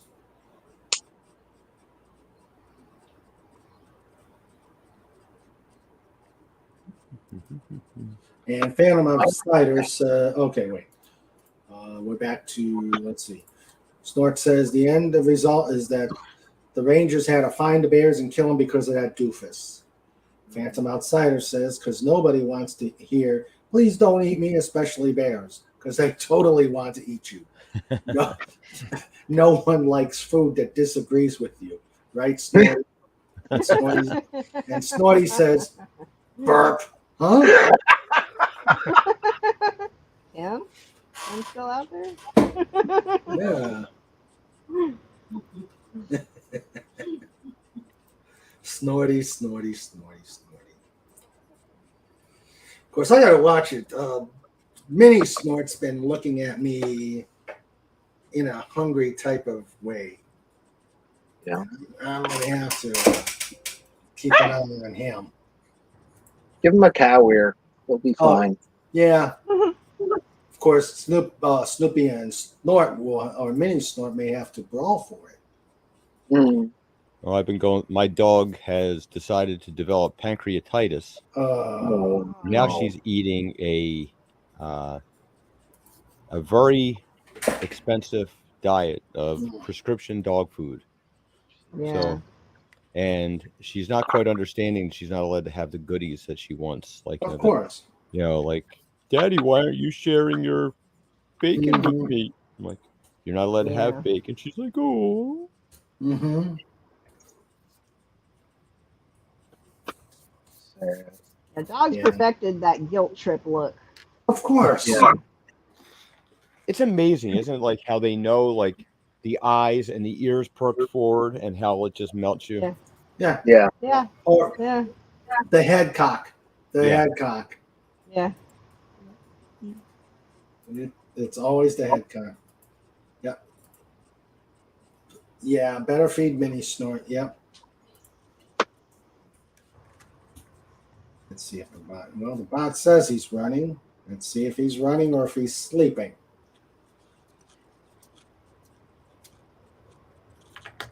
With all the news lately, I did get a couple more orders for a certain presidential offspring action figures again.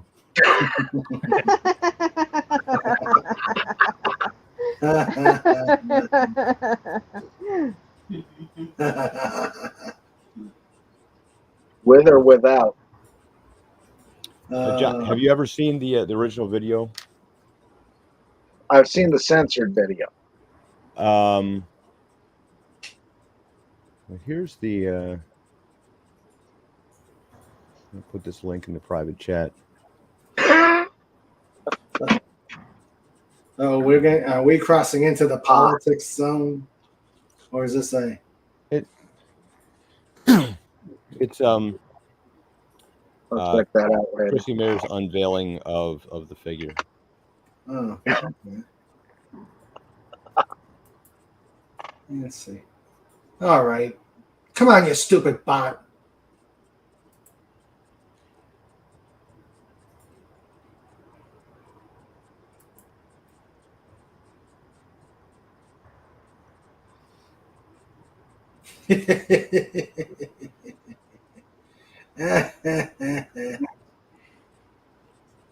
I like the tweet she came back with.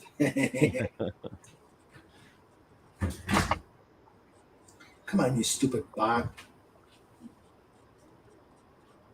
Hello, computer.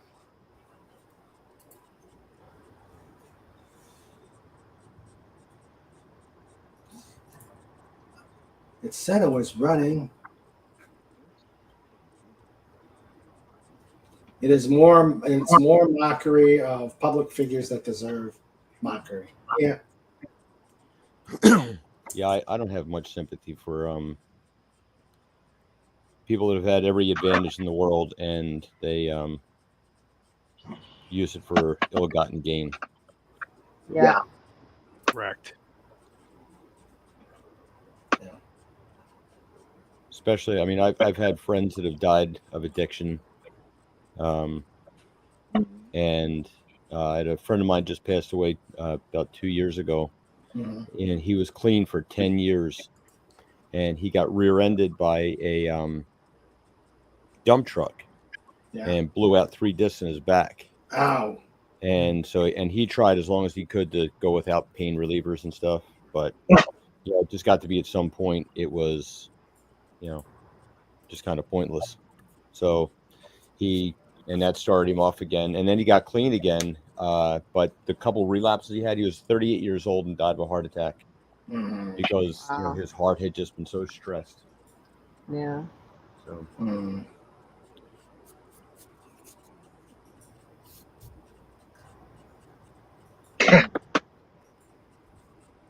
Oh no! Wow. It even has cash.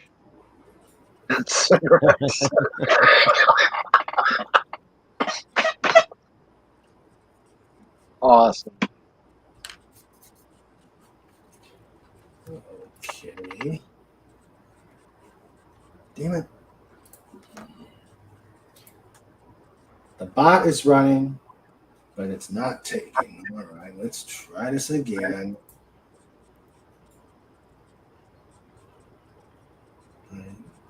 I really do not like Stream Elements.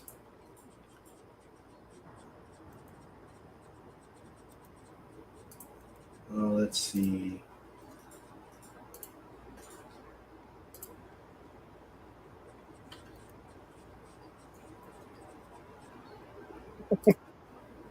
Okay. Let's see. Is it up? All right. Let's try again.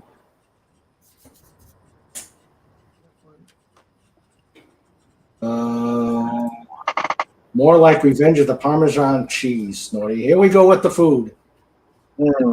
I had a great fajita last night at the local restaurant, the local mom and pop restaurant. Ah, there it goes. The guy says, I got a snort joke, 4 parts. Uh-oh. Oh, yes.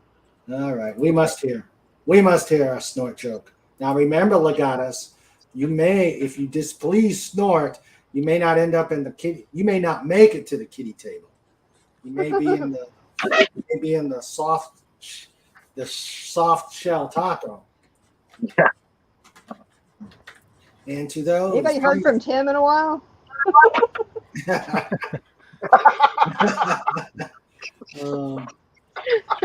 Enter Andy's laboratory of mayhem. All right, here's the joke.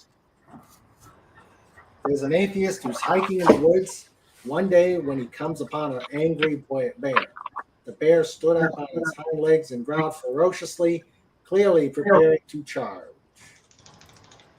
In panic, the atheist started to run, but the bear followed him close on his heels. Finally, the hiker came to a cliff. Okay. And I beat Snort on the. How do you say you're running?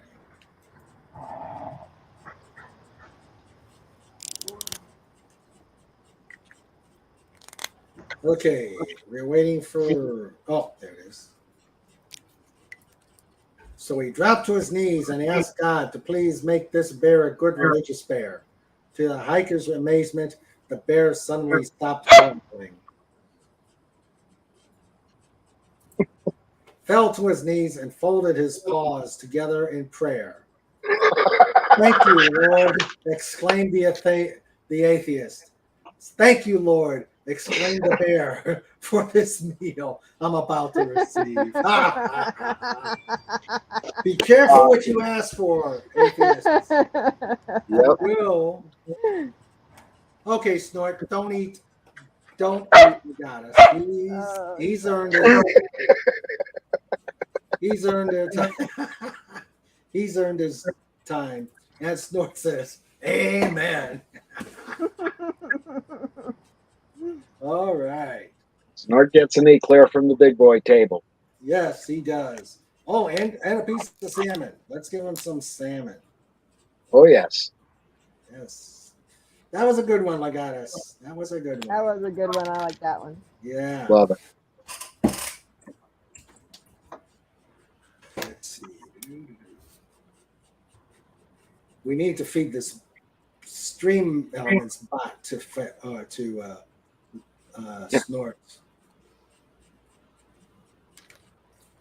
Okay. 8 o'clock already. Wow. 8 o'clock. Time flies. Yes, it is. Especially after we fly.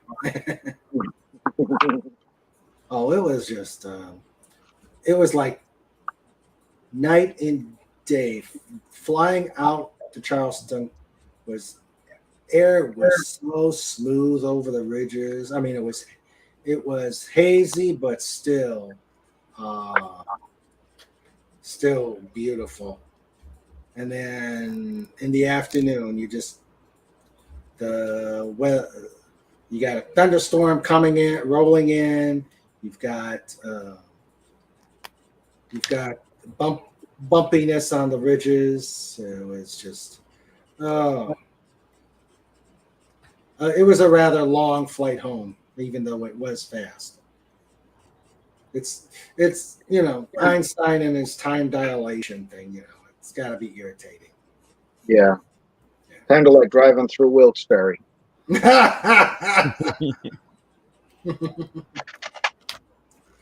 I've been through there. I've been through Scranton Wilkes-Barre. Have you?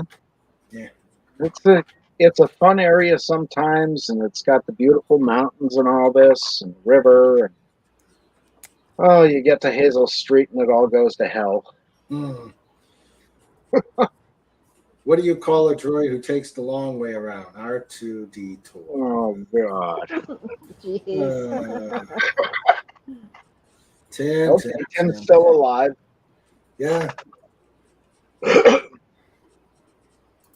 Snort compliments you on your doll. Thank you, Snort. Okay. I was pretty happy with the humor in it. Yeah, that's pretty neat. Little cigarettes, little cash, Coke. What was the For Dummies book? I couldn't read that. Ukrainian natural gas for dummies. Ah. Oh. Love it. Oh. And in the other versions that I put out, he also comes with some artwork and Parmesan cheese. All right. Is that what they're calling it now? Well, he did an interview where he was saying, like, I snorted everything, I smoked everything, even Parmesan cheese. And yeah, everybody's like, the whole eye roll thing that you Yeah. have on that. Put that right next to the oregano and the rolling papers. Yeah. Yeah. So so I've included some artwork in some. Each one has a different piece of artwork that goes in with it. Because Hunter is an artist as well. He's a painter, and so I've done paintings of his father, standing outside watching a playground. His father, with holding a box of Depends. Training wheels. Hugging Right. a Raggedy Ann doll suspiciously. Love it. Yeah. So, but I have never made an action figure of Hillary Clinton because I don't like suicide. I'm allergic. Yeah, right.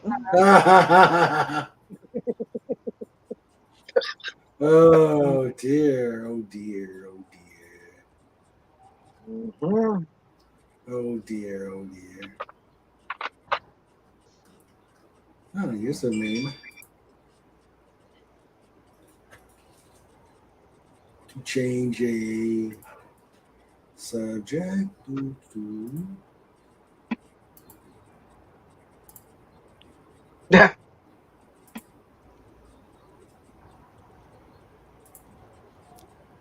Hubba. There we go.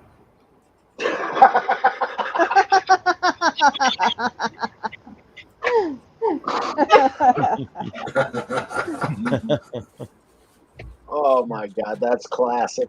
And not far from the truth either. Frankly, my dear, I don't give a damn.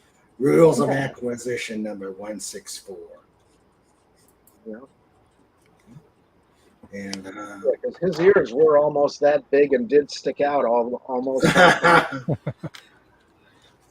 I remember seeing a documentary on him where they said they had to take his ears.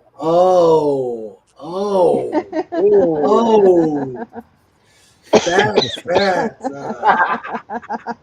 Fat. This is obviously before the chomp. Mm-hmm. And that ain't no Texas two-step.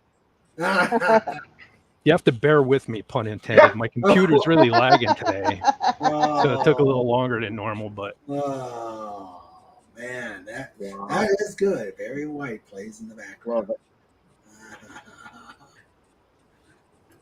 Notice he took him to a ballroom that has gigantic chandeliers. Though he's really looking out for Snort.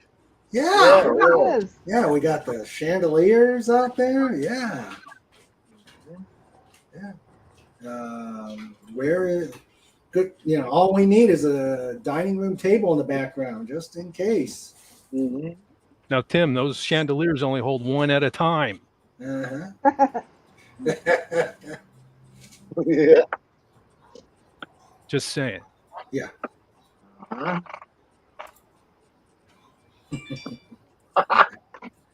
That's good.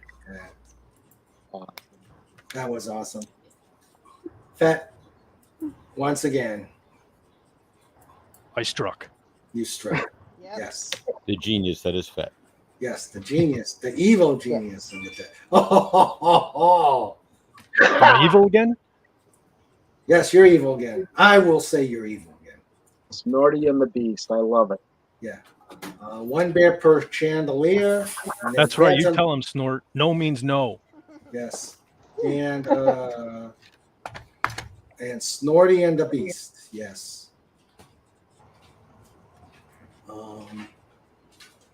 And unless no means no, unless you're seasoned with oregano. A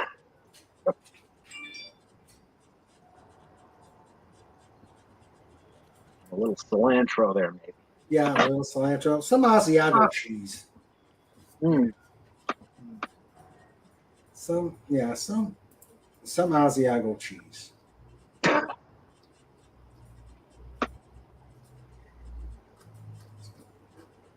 Let's see something here.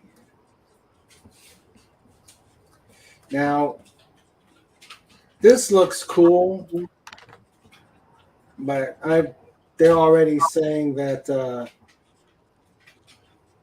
there's already saying that this is an artist's impression, but I still think it looks cool.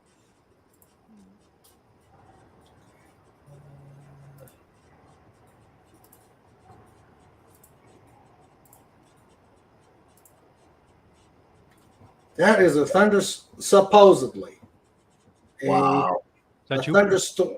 Yeah, thunderstorm on Jupiter, taken by the James Webb. Now, of course, they're saying, no, it's an artist's interpretation. Stop spreading this information. Blah, blah. No. Why can't we have nice things? Looks like a baby dinosaur. I see an evil Right. face. Yeah, not a happy dinosaur either. Yeah. Oh, you see an evil face? I do. Yep. Yeah. Two eyes up the top, the nose in the middle. Yeah. Oh yeah. It looks like Harvey. Yeah. It's Harvey. Yeah.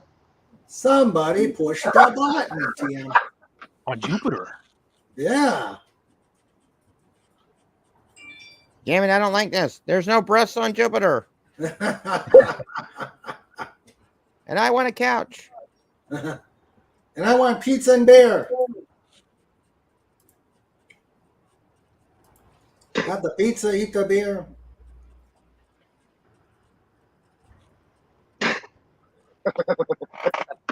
All right, let's see. Oh, Tim's got a long joke. Two men are in a car driving down the highway and speed through the intersection on a red light. The passenger says, "What are you doing?" The driver says, "Don't worry, my brother drives like this." They speed through the next red light intersection, and the driver says, "Don't worry, my brother drives like this." They come to a green light and stop. The passenger says, "You went through two red lights. Why did you stop now?" The driver says, "My brother might be coming from the other way." That's a good one. Yeah. Oh, the long joke scene. Snort says, "As long as it isn't Bree, she's flat and boring." Yeah. With ugly feet. Yeah. Yeah. In that pairing, Snorty is the delicate one. Ooh, calling Snorty delicate is like putting your life in your own hands.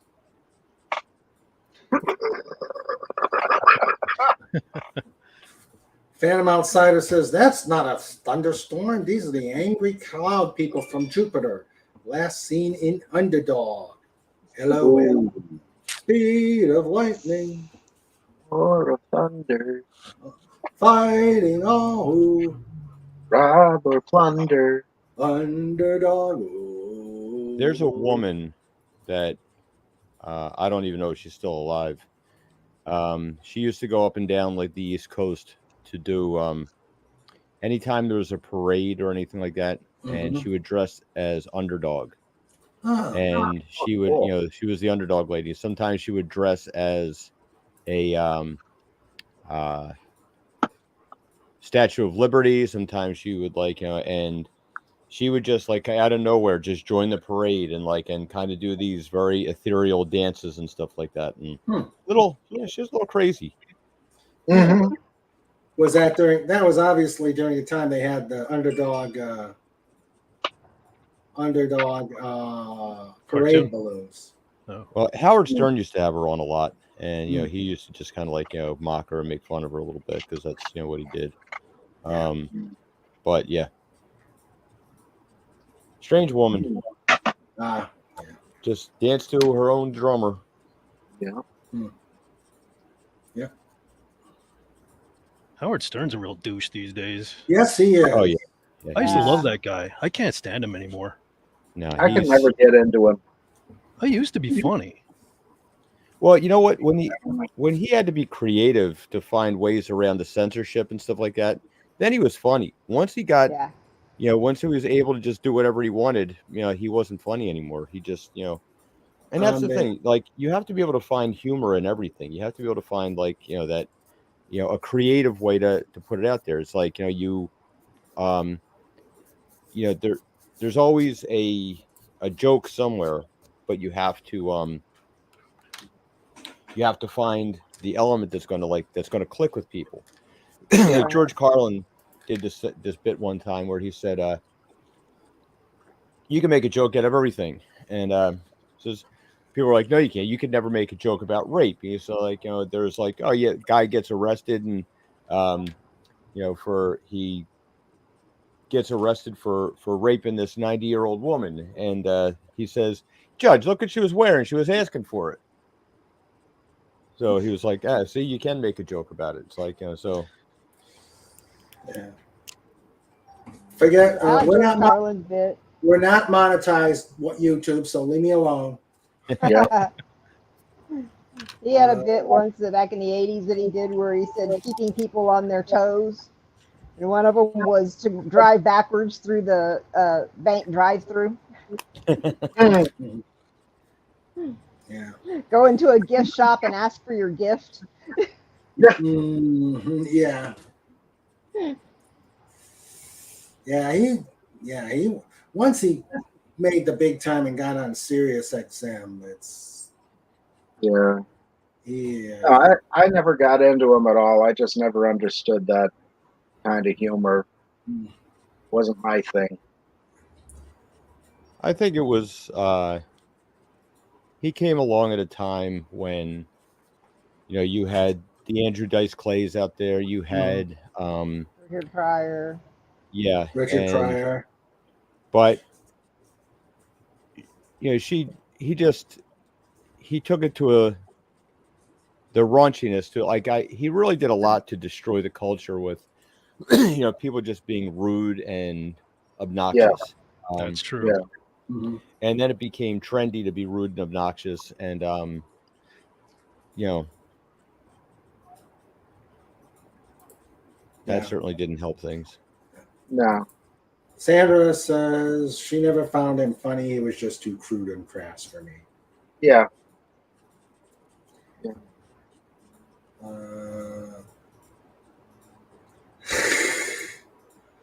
According to Wikipedia, her name was Suzanne Muldowney, and she's still alive. Okay. Oh, there you go. Wow. All right. And Snort never cared for Stern. He was always in need of a serious snoot flattening. In my own opinion, in my humble opinion. Yeah. I'd have paid to see that.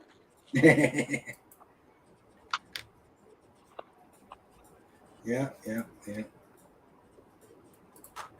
Let's see. Oh. Stern was funny when he was dealing with pig vomit and WNBC. Oh, I remember though. What was that? I remember Private those. Parts. Yeah, Private Parts. They also mentioned him a lot in his on his radio show.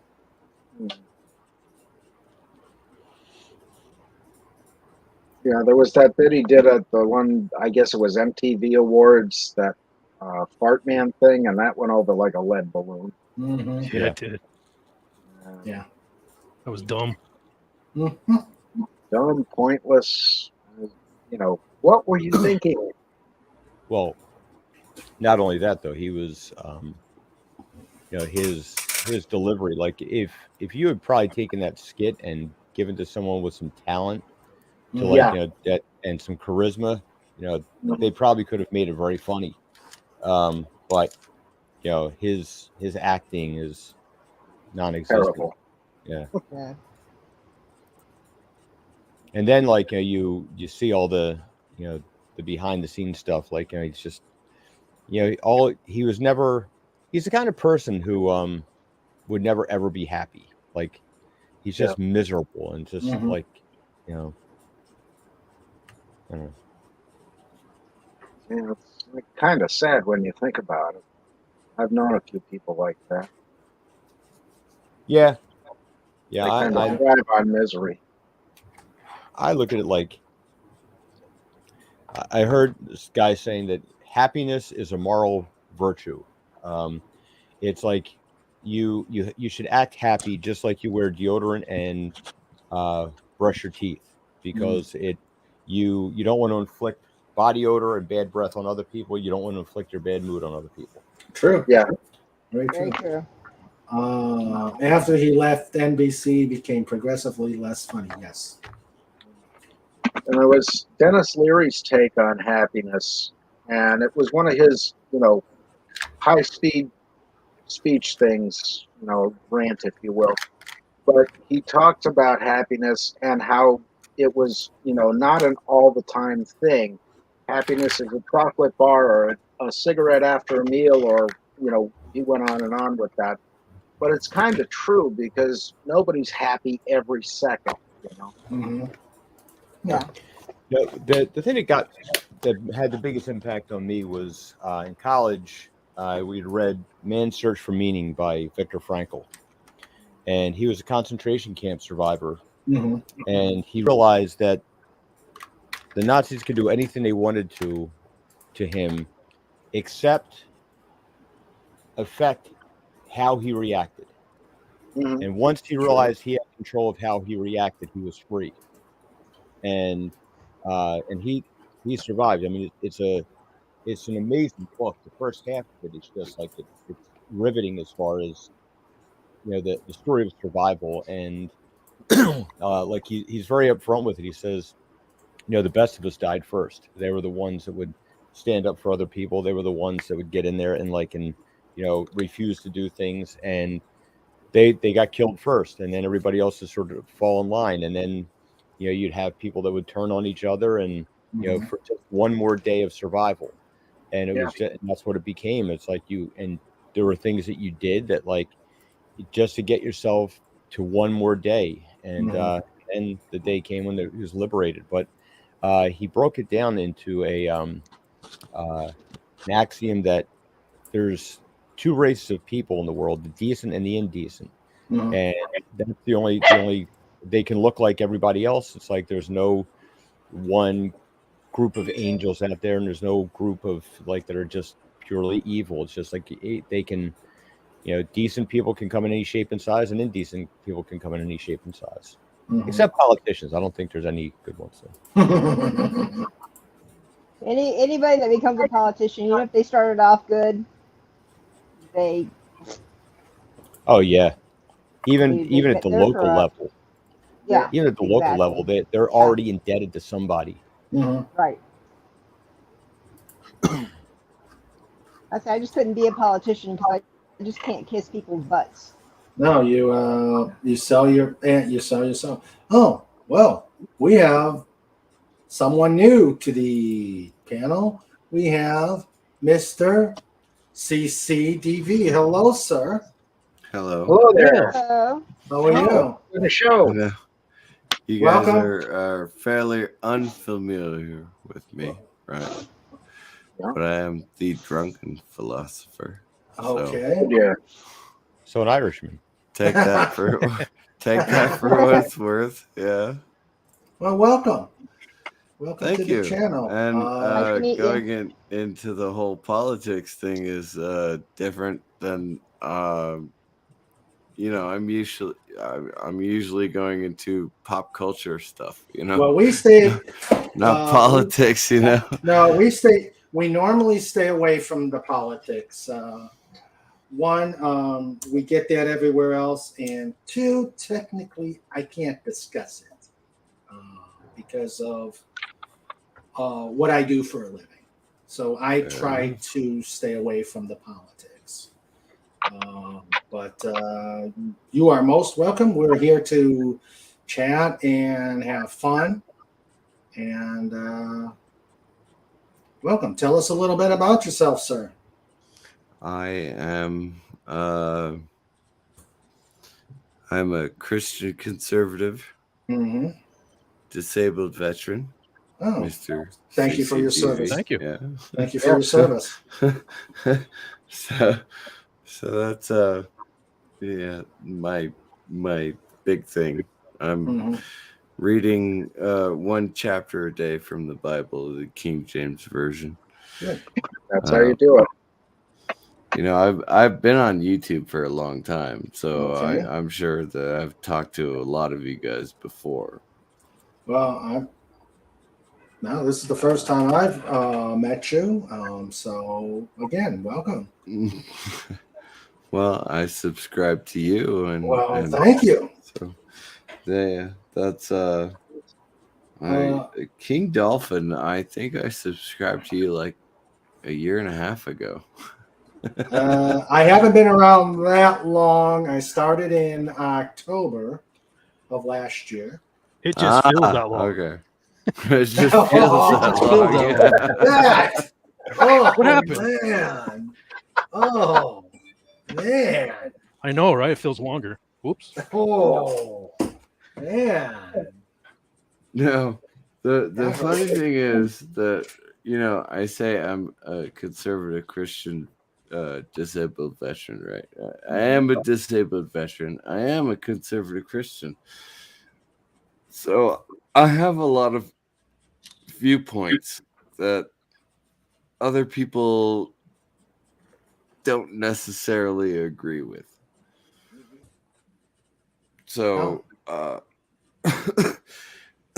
when it comes to meeting new people, I try to be a lot more conservative.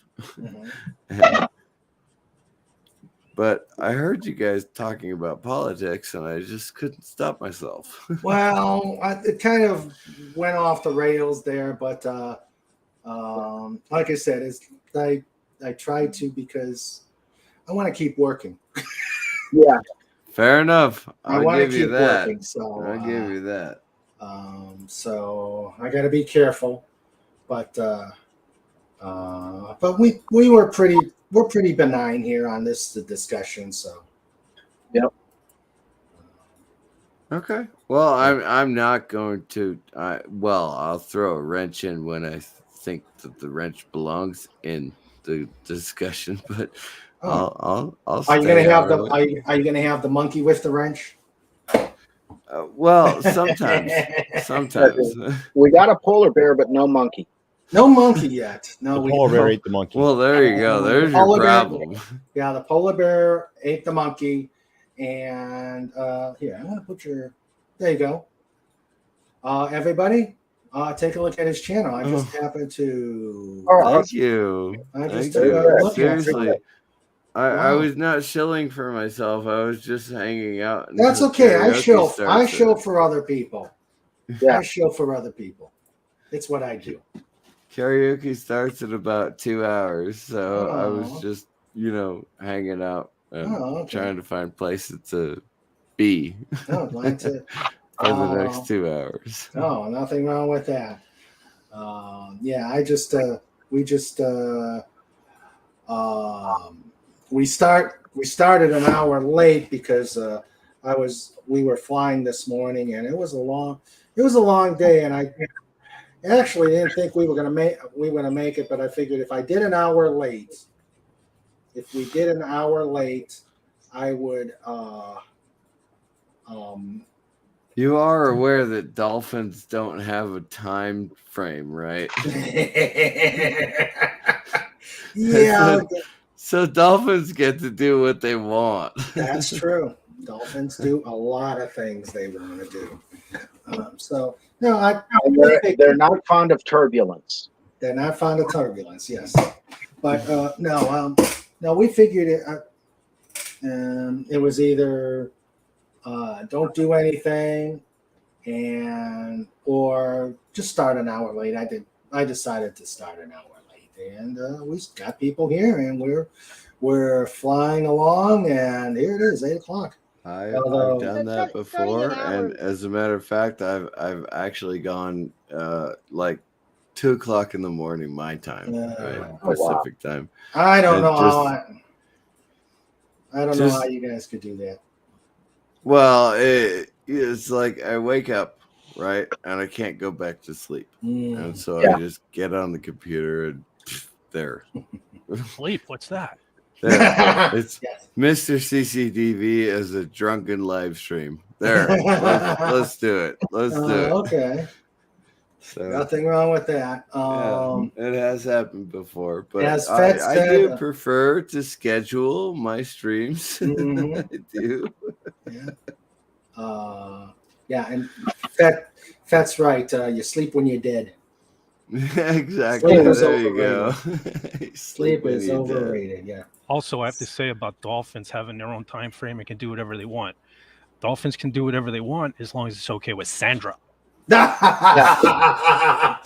true. That is true. Sandra's my boss. Sandra's my boss. That's just the boss. Hail Queen Dolphin. Hail Queen Dolphin. Yes. The most powerful piece on the board. I will not tell Douglas Adams that you said that.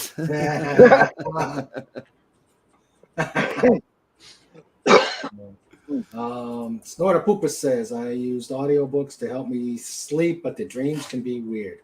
Yeah. Well, that is true, actually. Yeah, that is very true. Yeah.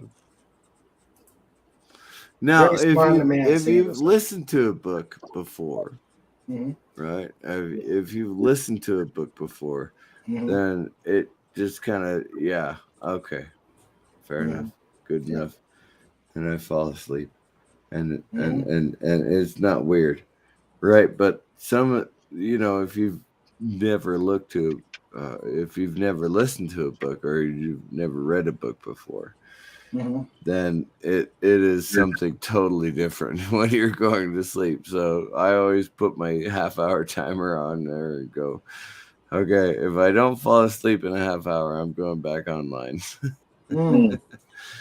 Yeah, me, it's I use the time that I can't sleep to think of concepts for my stories. My characters talk to me in my sleep. Oh, okay. All right. Sandra had that problem. Sandra says, happy wife, happy life. Yeah. Yep. Yeah, indeed. Yes. I think the only character I ever had that actually talked to me, and I'm sorry, is this weird when I say that one of my characters that I created into a story talked to me? No. Okay. That happens to a lot of people. That happens to me. It happens to a friend of mine who's also an author. Great sailing. Yeah. I mean, I was literally in Iraq in 2005. And so when I say to people that my character literally talked to me in 2005 and in 2011, it was an experience that I can't describe to other people. Although I can obviously I can't describe the experience to you guys. That's okay. You all said that you understand. Your primary character is talking to you. Mm-hmm. Yeah. And I was like, okay, fine, I'll finish the book. Yeah. That's How yeah. can you bring a character to life if he doesn't talk to you? Exactly. Yeah. Exactly. That's an excellent point. I love that. Mm-hmm. Yeah. Yes, I my children. Okay, so my children are 17, 18 years old, 21 years old. They're all grown-ups now, right? Yeah. But my children's stories, they're still out there. It's like, Yeah. I love having my children's stories out there, just being my children's stories. And they talk to me when I read their stories, not when I'm sleeping. That's weird. But yeah, when I read the stories that I wrote for them when they were children, yeah, that it still talks to me. I love it. I love it. That's great. Yeah. Really good. Snorter. Okay. Time is a confidence trick invented by the Swiss. Mm-hmm. Yeah. Snorter Pooper said, That's right. Snorter Pooper said, I learned that the hard way while listening to a book about the naval battles at Guadalcanal during World War II. All right. You're going to have to explain that more, Snort. There's two problems with those two different statements. Yeah. That's scary. And Phantom Outsider, damn the Swiss on their watches, chocolate, and clever little knives. Yeah. Actually, now go easy on the chocolate because, yeah, it's chocolate. Yeah, the Swiss do make very good chocolate. Yeah. Yep. But I'll tell you, the Swiss Army knives have taken a second place to the Leatherman. Mm-hmm. The Leatherman is much more diverse. I call it the Swiss Army knife for the millennials. Yeah. Okay, so that is, yes, absolutely. The Leatherman is a very good knife, right? However, and I say this in all sincerity, I was digging up rocks in my uncle's territory, like one acre territory that he's right, and I was digging up rocks there, and I got a Swiss Army knife out of the ground. All right. Oh wow! Wow! And all I had to do was put a little bit of oil on them, and all the blades came out, all of them. Oh wow! They are now durable. I did have to sharpen the blade, right? Ooh, wow. And the plastic did come off, but it is a Swiss Army knife, and I dug it out of the ground after 50 years of being in the ground, and it just opened. All right. That's awesome. That's cool. My Leatherman, which I love, and I use my Leatherman all the time, but it breaks on me. Like every third time I use the Leatherman, it breaks on me. The Swiss Army knife has never broken on me. Wow. It's quality, man. Yes, it is. Yes, it is. I love Kershaw knives. Kershaw is my favorite. Kershaw. I don't know that. Oh, okay. I'm sorry about that, guys. I got a lot of personal stories. Oh, that's fine. Yeah, fine. Snort was saying I was dreaming about sinking ships, sharks, torpedoes. Okay. Uh-huh. And Tim the Outsider says, don't know much about the Swiss, but I hear that flag is big. Oh God. Buzz up. Buzz A up. little bit of red and white and on the flag. There's a little red and white. Buzz up. Yeah. We have a place where we penalize jokes like that. It's called the kitty table. Yep. Yes. So no one got the clocks telling a time or a so no one got the clocks telling time or a confidence trick invented by the Swiss comes from. No, we do not, Phantom. Hey, Comic Relief, welcome back. Hey, dude. Hey, I told y'all to be back. All righty. And I'll be Beethoven. There you go. I'll be Mozart. Mozart. Mozart. As I have a Austrian background, I'll go with Johann Sebastian Strauss. Oh, okay. Oh, you said Strauss. That's terrible. All right, fine. Go ahead. Oh, we can't forget Tchaikovsky. Oh, yeah, No. that's true. So, Or Mussorgsky. Huh? yeah.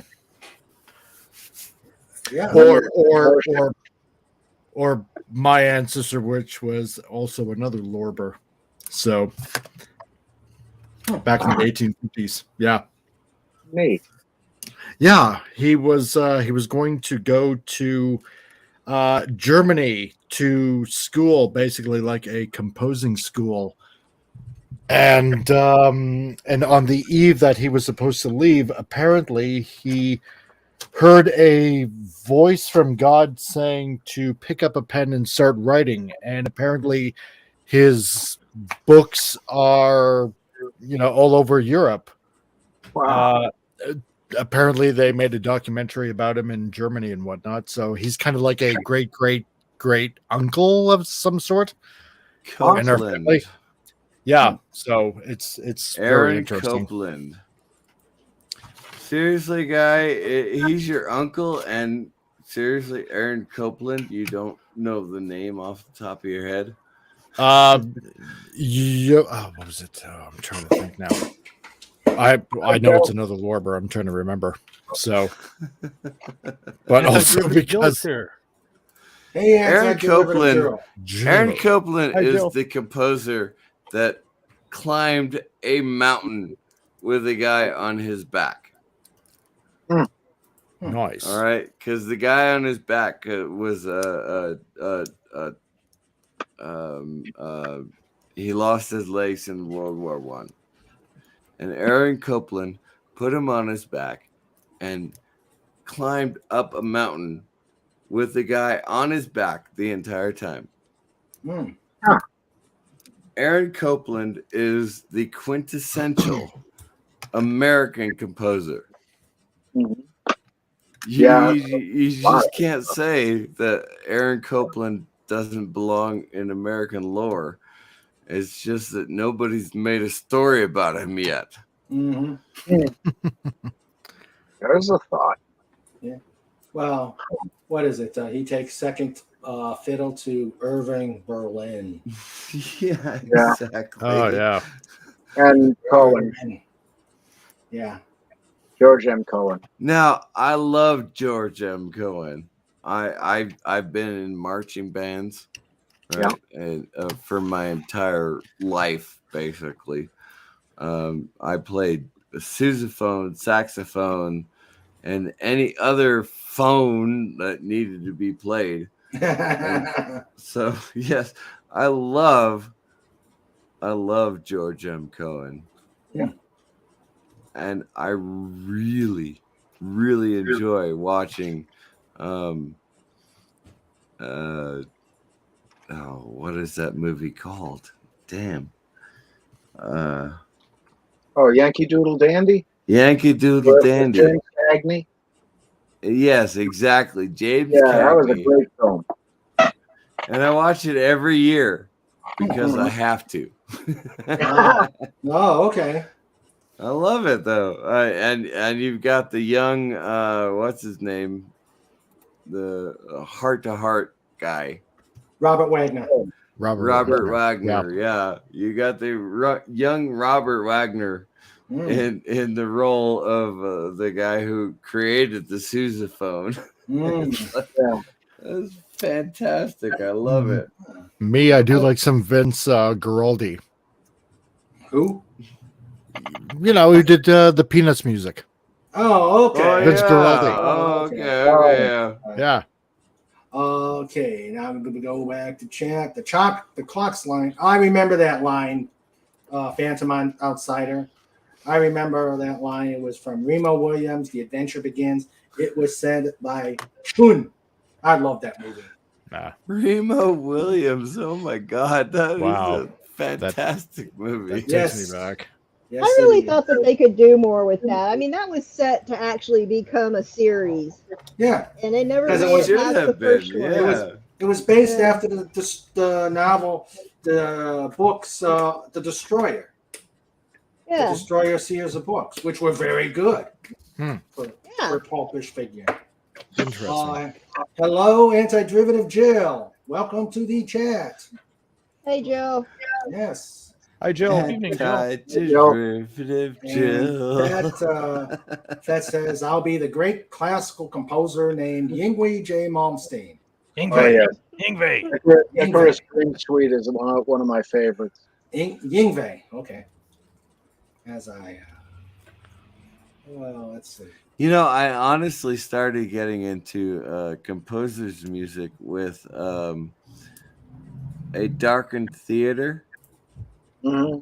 Oh. It was by Danny Elfman, right? So, right. Well, we all know Danny Elfman as the composer, right? But Danny Elfman actually was like a member of the band. He wasn't even the founder of the band. His brother was the founder of the band. Oingo Boingo. You guys know who Oingo Boingo is. Oh. Yep. I was there in the 80s. Really? Man, those guys used to creep me out. Right? They did, man. Yeah. Fair enough. I never listened to Oingo Boingo. It's a dead man's party. Who could ask for more? Yeah. Yeah, exactly. Yeah. His brother was actually the founder of the band. Now, I had heard that somewhere. Yeah, Richard Elfman was the founder of the band. Danny Elfman became famous because he was the guy in the 80s in the band who was the lead singer. Yeah. All right. But now, I love Danny Elfman's music. I do. But he became famous because of his 80s type pop music. Yeah. And he became famous for making movie soundtracks. Yeah. Especially a lot of Tim Burton. A lot of Tim Burton stuff. Now he's a much better composer now than he was even in the 80s. So he's learned and he's gotten better. But he got famous. He got famous because he was, a pop musician. Yeah. So what do you take that for what it's worth? Yeah. Okay. The Destroyer series has been over 200 by now. Yeah. That was a good book series. They should have made it better. And Oingo Boingo, we're back to school. Rodney Dangerfield. Yeah. Sorry about that. No respect. I don't actually know that much about comic books. I know a lot about music and I know a lot about pop culture, but I don't know that much about comic books. Well, the Destroyer was a series of novels. Yeah. More like the pulp fiction novels that got it. Okay. So they're not comic books, they were actually a novel series that just kept going, and then they made that movie Remo the Destroyer, or Remo is that what the movie was based on? Really? Yes, but they decided I guess the destroyer was too problematic. Wow. Even in Wow. those days. Yeah. Imagine. Yeah. No. It would be much better now than it was then. Yes. How do billboards talk? Sign language. Go away, Tim. Tim. Dun, dun, dun. All right. Kitty table. Kitty table. Well, I think Tim originated the kitty table. We just needed a place to put him in.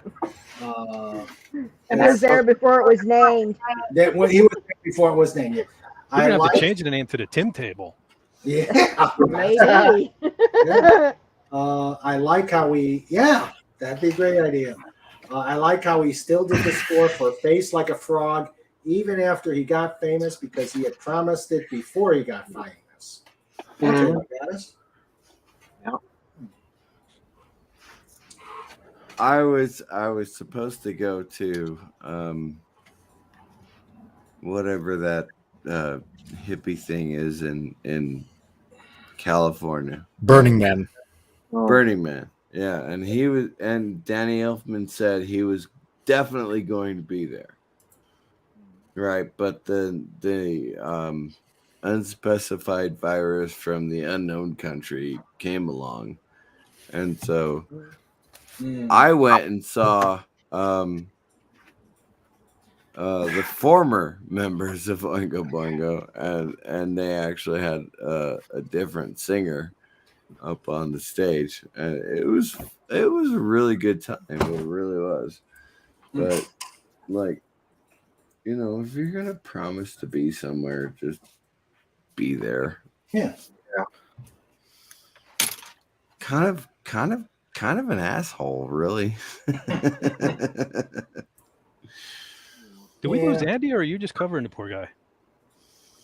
Huh? Is Andy still here? No, he had to take a call. But we got someone else to come in. Hello, Jill. How are you? Jill. Hi, Jill. Hey, Jill. Hi, Jill. I'm doing great. Thanks for asking. Just hanging out.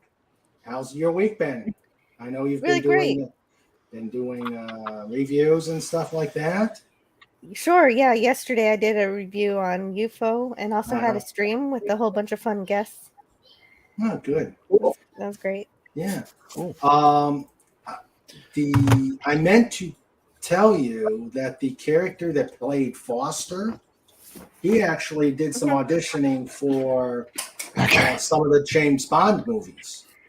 You know, I believe that because he's a very good actor. He had me riveted and heartbroken that whole episode. It was really good. Yeah. I think he actually played in a Bond movie. He was on The Spy Who Loved Me. He was the Russian. Yeah, the episode I reviewed of UFO was kind of like, it was like Darmok, but on the moon. Mm-hmm. Yeah. Yeah, that was a good episode. It confused me because it was like this the first time we see Foster on your reviews, but I know, wait a minute, he's been on another episode. Yeah, well, I'm watching them in prod order, the order that they were produced in, and that's what I was recommended. So if you just watch them in the order that they are on Amazon, that's different from the order that I'm watching them in. Gotcha, but still, it was good review. It was great review. I had fun with that. Good. It worked out perfect because I had guests, and once they left, I was able to do my review.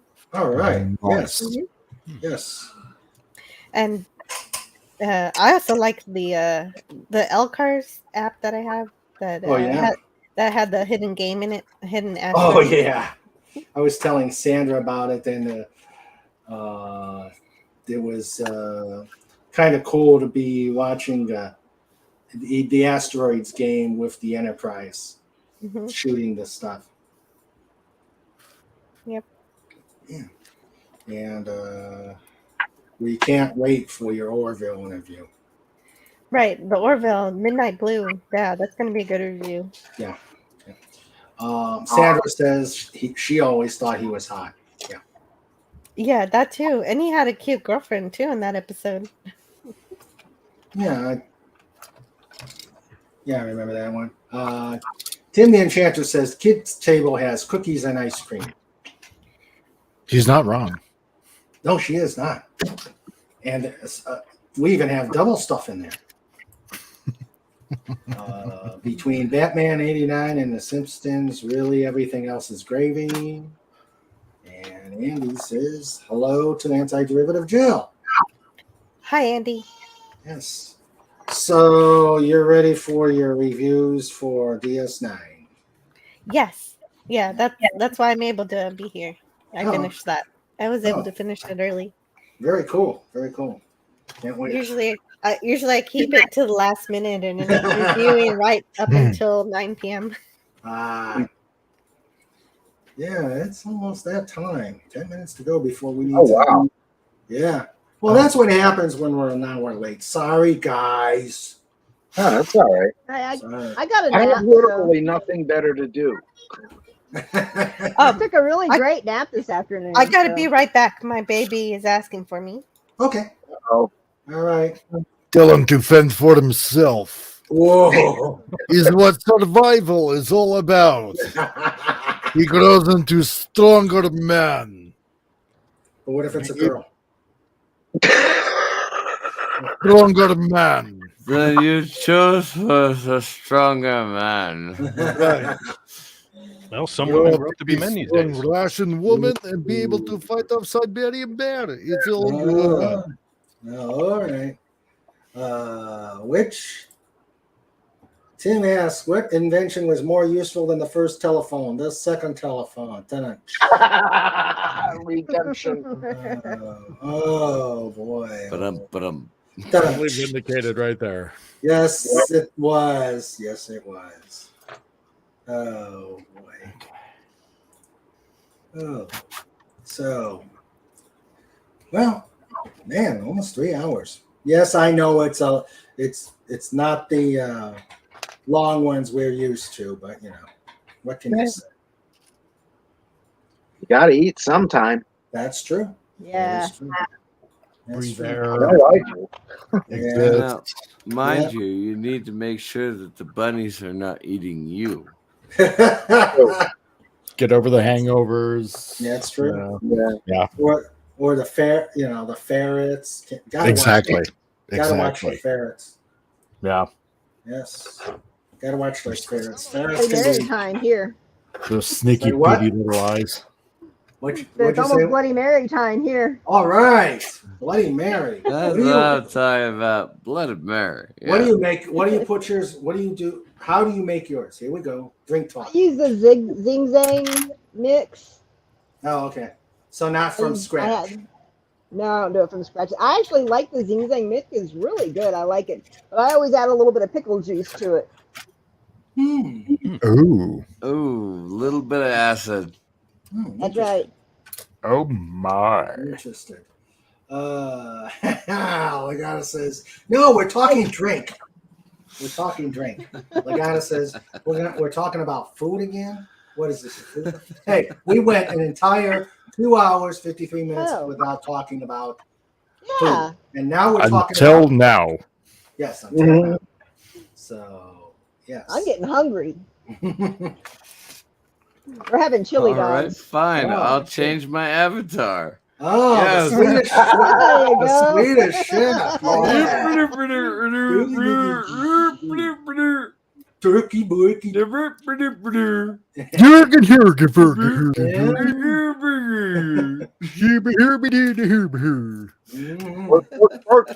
Work the board. Yeah, Sandra says, yeah, Sandra says we're tired. We flew almost 4 hours, plus meetings, plus laundry. She's beat. Yeah. And boy, your arms must be tired. That is a lot of flying laundry. Yeah.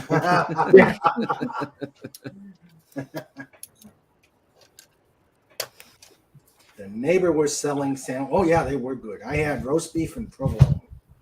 Ooh, nice. Yes, on pretzel bread. Oh. Oh, there you go. There we go. The drool. That's The the way drool to do it. begins. Okay, so you don't. So Wendy, you use a mix for your. Yeah. Okay. Yes. Okay. I use V8 V8 Worcestershire, probably some lemon juice, some horseradish. Yeah. It's much less messy if you do using the Zing Zang. Yeah. Sometimes when I'm lazy, I'll get the Mrs. God, what's the other one? I got my smoker out for what was it? I made carnitas. Ooh. All right, so oh wow. I went and got pork shoulder. Right, and I smoked it for about 3 hours. Wow. And then, I don't eat pork, but I'm sure that's good. Oh, pork shoulder is amazing, no matter what application you use. But yeah, I use my spice mixture on it, obviously, my own. Yeah. And then threw it on the smoker for about 3 hours, and then put it in the pressure cooker along with yeah. Oh, sorry about that. Threw it in this pressure cooker with some beans. You okay? Yeah. I got a little bit of water down my pipe. Boy, we talk about food and people start choking. I know, it's crazy, right? Yeah. Snortopupus says you should use a plane next time. Yeah, I got my 12-inch cast iron skillet out, and I turned it up to screaming hot speed.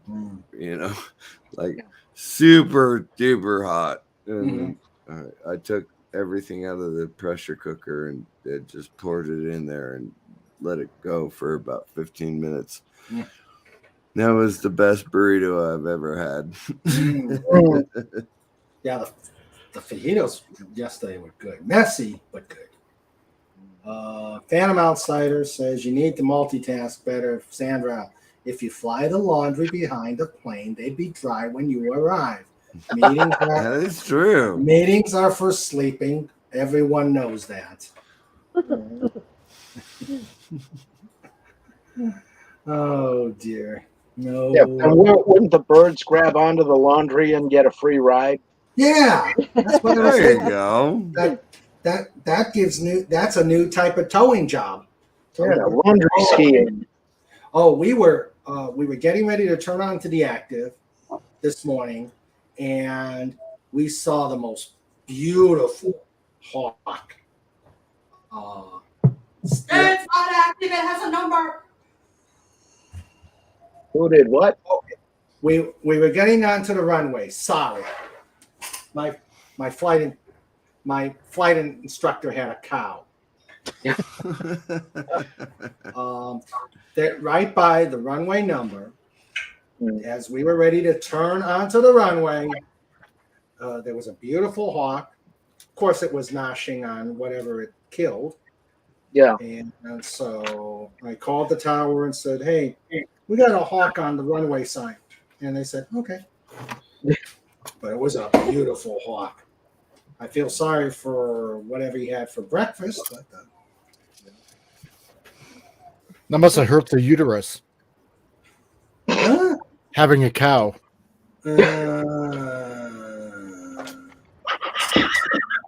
New contender for the kiddies table. Yes. Dun, dun, I'm okay with that. No, birds can't hold on aircraft speed. Unfortunately, Sandra had to talk to people during the meeting. And she says, all runways are active. They have your numbers. Use them. Yes, I know. Stop it. 1, 2, 3, 4, 5, 7, 8, 9, 10. Ja, sehr. Ja. Ja. Sehr gut. And Peg-a-line. We have a critic here. That was actually the funniest comment of the night. Whoa. Which one? Oh, yeah. Which one? Which one? I'm uterus assuming one? it's the laundry hanging off of the wings. Yeah. Oh dear. Oh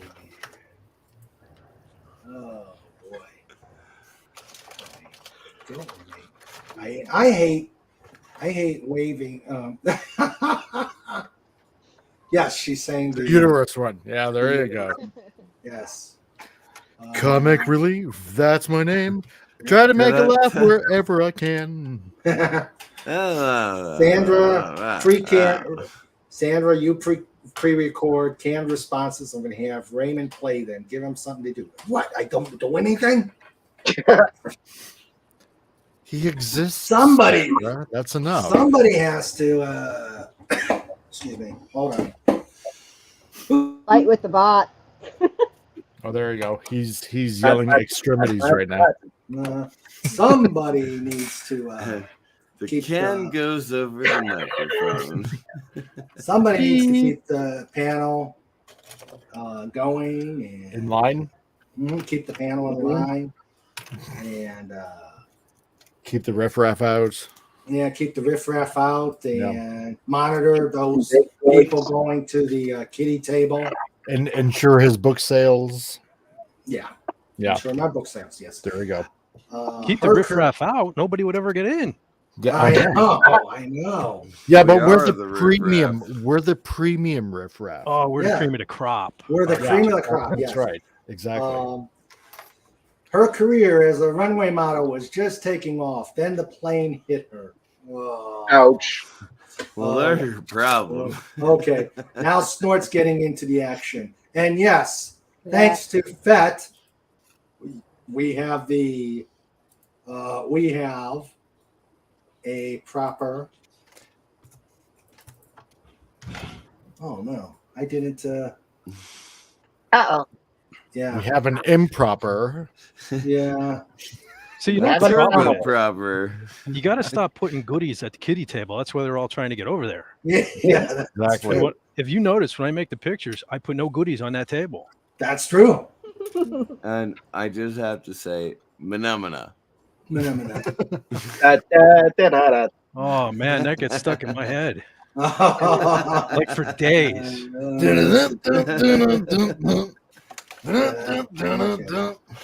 But I had that in my head for nearly 50 years now. I thought I had that. Phenomena. Don't do that. Don't do that.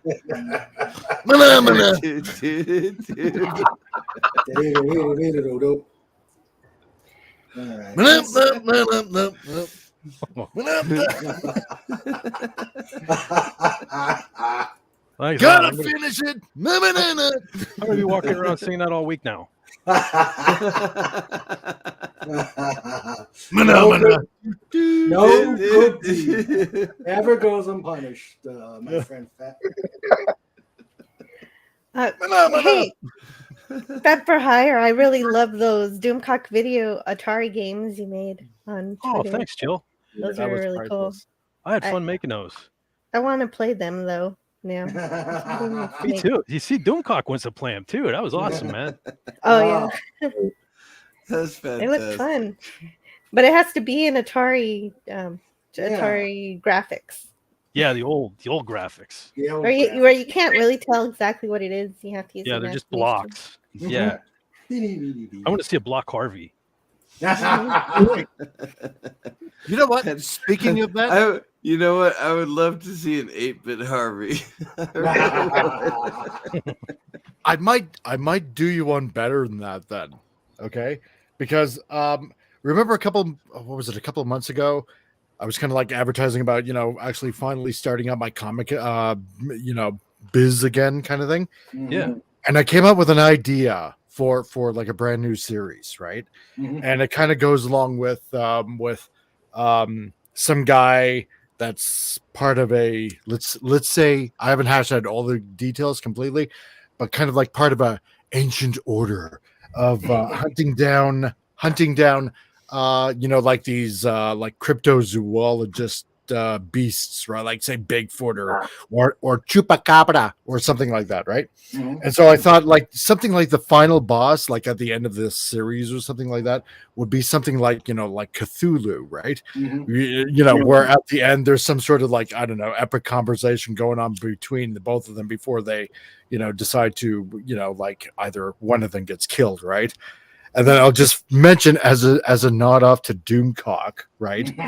That where Cthulhu actually says, his name is like Harvey.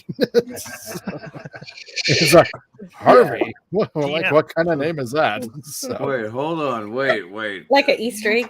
Doom? yeah, like an Easter Harvey? egg kind of thing, right? Oh! Your name is Harvey? Press You're not the gonna take button. this- Press the button. You're not taking this seriously, are you? It's like, no. So I don't love it. it's an idea.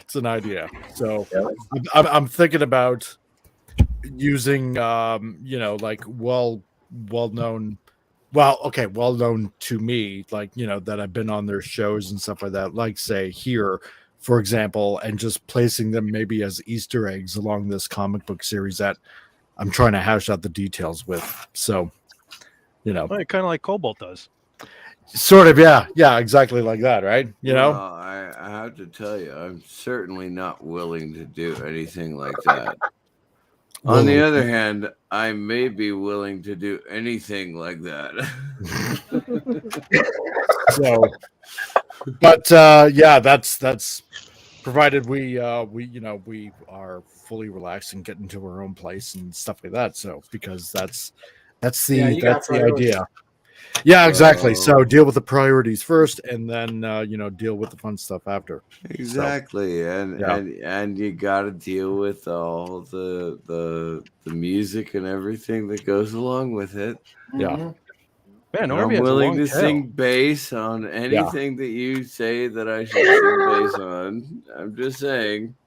Give you full fair warning. So, yeah.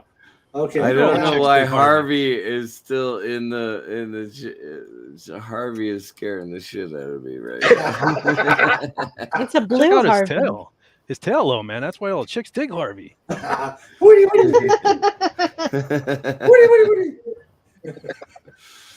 It is episode 69.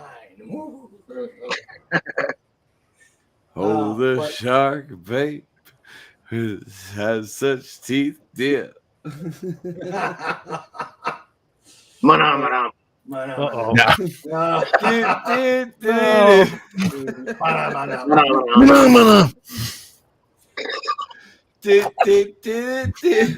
That's it. I'm memeing everybody. Mission accomplished. Junior too. Mission accomplished.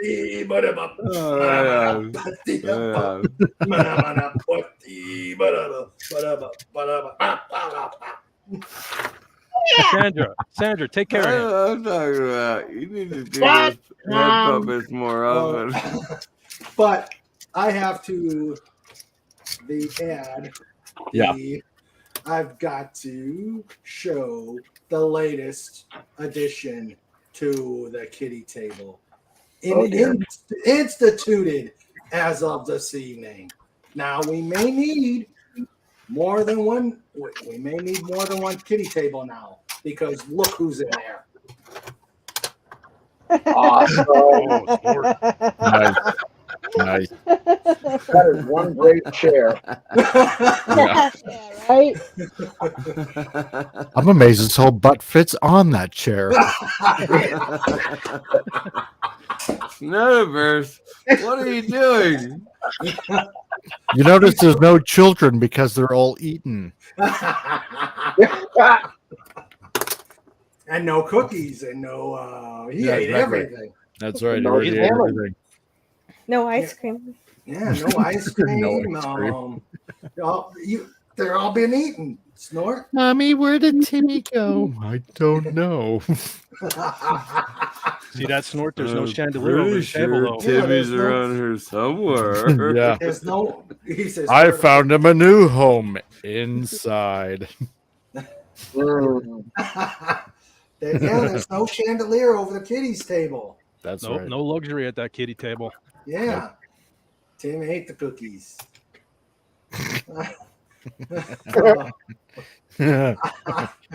I think this. Don't worry, Sandra will make more. Yeah, Sandra. It's almost October. It's almost October. Almost time for cookie time. Snuffle. Yeah, but look at Snort. You don't have to snuffle, sadly, because anybody that goes into the kitty table from now on is all yours. That's right. Yes. We all know how carnivorous polar bears are, and this is a favor, a service to you, as it were. That's a Because to stay away from the kitty table. There you go. Because we care. Yes. That is very nice of you. Yeah. I've only got one child who is still under 18, so I appreciate that. I do. And, So see, in reality, Fat for Hire is really thinking of you and your well-being, Snorter Poopas. Yes. Yeah. And Sandra's tossing you a fish. So you get something. And I think at this time, on this note, we must bid everybody a good night to everybody. As we all depart on our separate ways to various other streams, and thus we are going to have show notes. Yes, show notes. Logo. Don't forget the logo. Yes, I've got the logo. Karaoke. That's on top of it. I'm gonna say karaoke on Rambling Canuck. If I don't sing any song you want on Rambling Canuck tonight. Put your link back into the. No, I have it. I don't know what Rambling Canuck's link is. I'll get it. Yeah, the link was in there earlier. I clicked on it and I check it out, and I didn't even realize I'm already subscribed to him. I thought the name sounded familiar. Yeah, I went on karaoke there a few weeks ago. It was kind of fun. All right, it's time for show notes. There you go. He inserted My forcefully. Looks really good on your head. Yeah, there you go. Dead. I'm still trying to figure out how Fett got my body. Got a picture of him. Yeah. Someone's repeating. I think I make Elizabeth Berkley look really good. Fly me to the moon, let me play among the stars. Oh dear. Well, Wendy, that's the bad thing about sending those pictures to Harvey. All I have to do is give him a couple of bucks. Jupiter and Mars. Figures. And he hooks me right up. Show notes. I bet he does. He likes that wampum. He does. Yes, that sweet wampum. This week is going to be a busy week on interviews. On the 27th, we're going to have Orville Nation on. Right on. Yes. Orville Nation. Oh, hail Orville Nation. He was here a little bit, but nice. Couldn't stay. He's a busy guy. But he will be on. He will be on Wednesday, the normal time. Yeah, he must be busy tracking Orville news at San Diego Comic Con. Exactly. Right now. Especially since they're not streaming. Right. Yeah, that's right. Yeah. Right. So he has to, comb through the news outlets and stuff. Yeah. On the Thursday, the day after, we're going to watch Steven Seagal coming on to King Dolphin TV.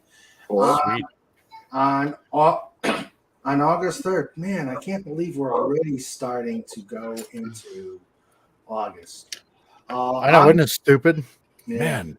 August 3rd, we've got an update from Pudgy and Cobalt. Yay! Yay.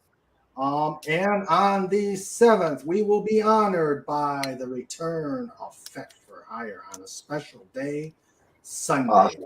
Sunday, August 7th. Sunday, August 7th, Fet for Hire and his amazing memes. Ooh, The Yeah. big monster truck that Yes. eats other Yep. trucks. Yeah. Oh, yes.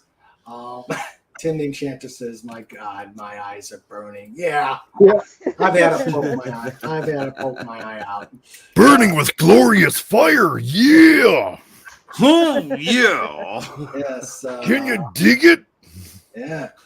I may have to bring out Death Metal Dolphin for that there you interview. go. Okay. Let me say thank you for all those who attended this episode and helped in the mayhem. John Rendo, Fez for Hire, thank you for being on here. Wendy Always. Webb, thank you. Thank you very much. Yep. We Fun as have, always. yes, thank you. Good The to evil see you genius. guys. The evil genius, the brains behind a lot of this mayhem.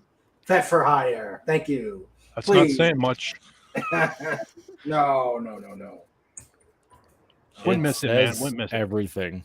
Yes, thank you for being here, Fet. You are a dear friend and a member of the panel. Oh, I love hanging with you guys. Yep. Yeah. I'm hoping the bot works because okay. There it goes. Yes, bot, you're working good. That's good. Yes.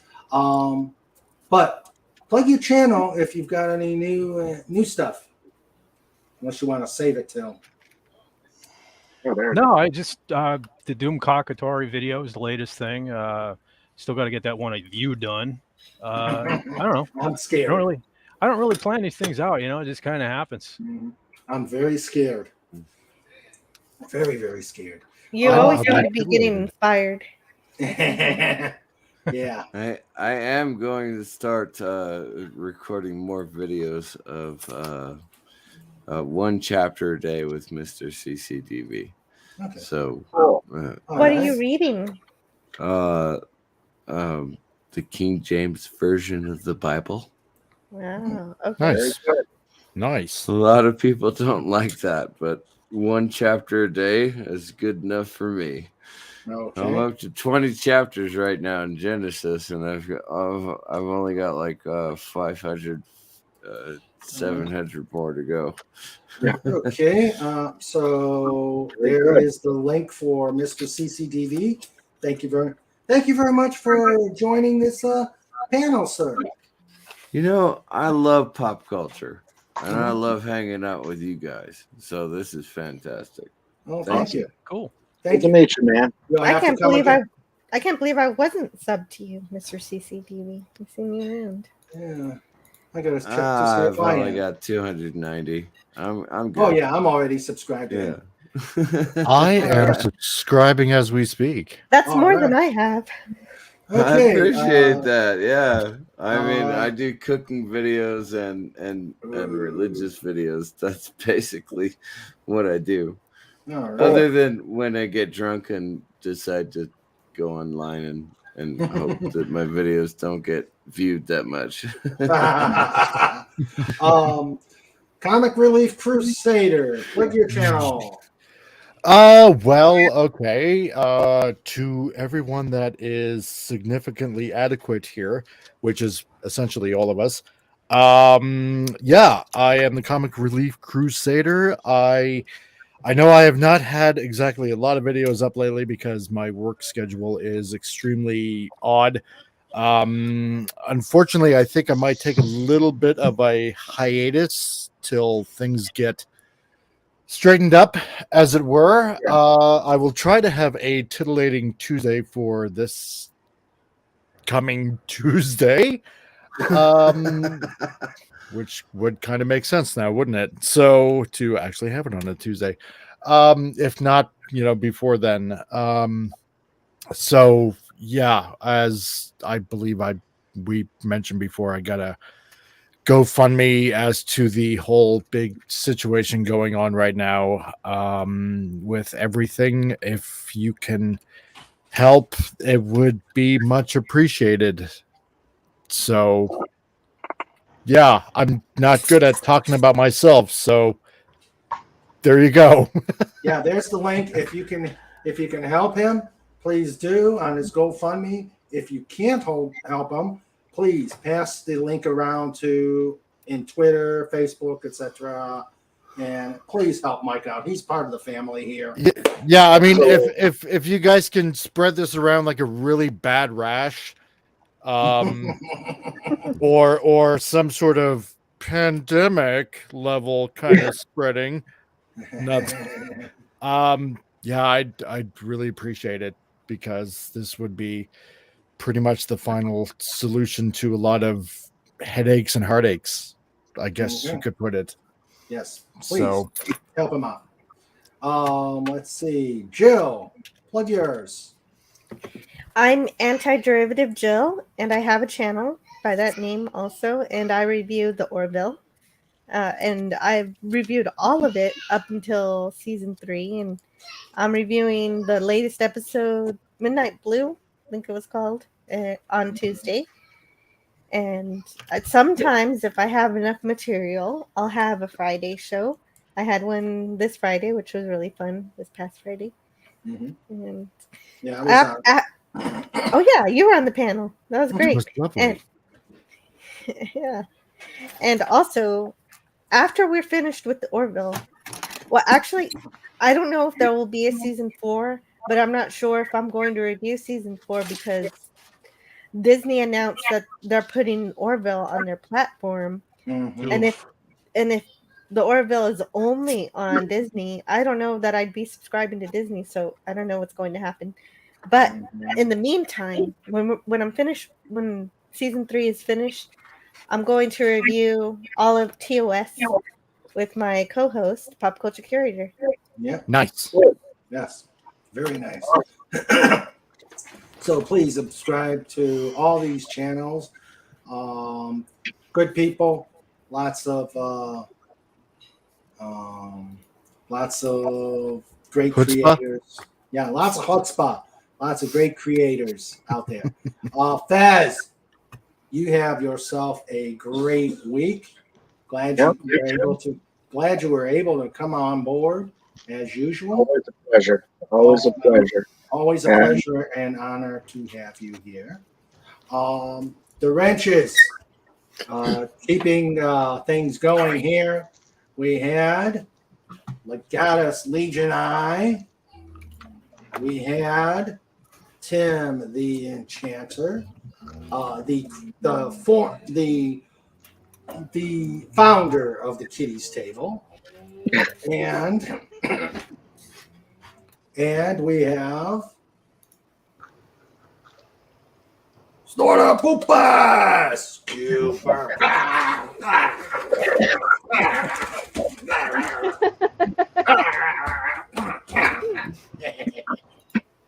Meanwhile, the parrots are saying, "What's going on with them?" I got him, boss. Oh, I'm sure they're used to him by now. I got him, boss.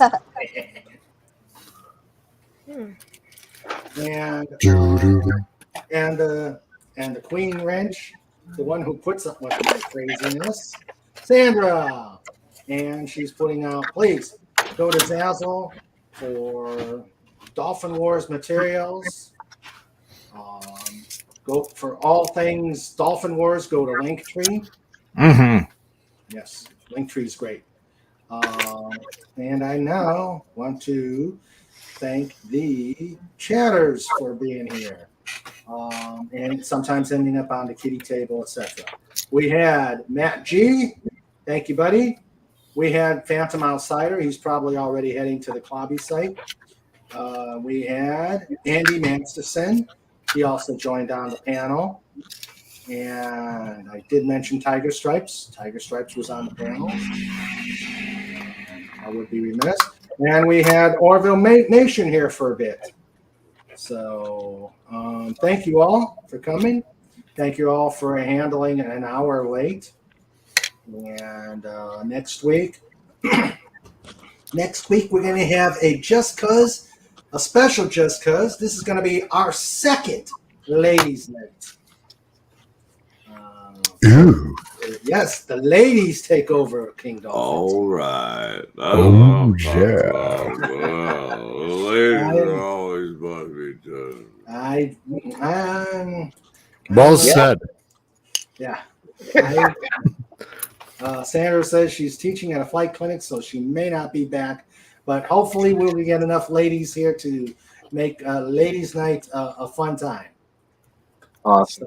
Awesome. Sweetness. Oh, Phantom Outsider says he's still here. All right. Phantom Outsider, thank you for sticking around. Again, thank you all. It was a great time. I enjoyed it. I hope everybody else enjoyed it. Very much. Absolutely. Nice to meet you, Mr. CCDD. Yes, thank you. Yeah, totally. Thank you.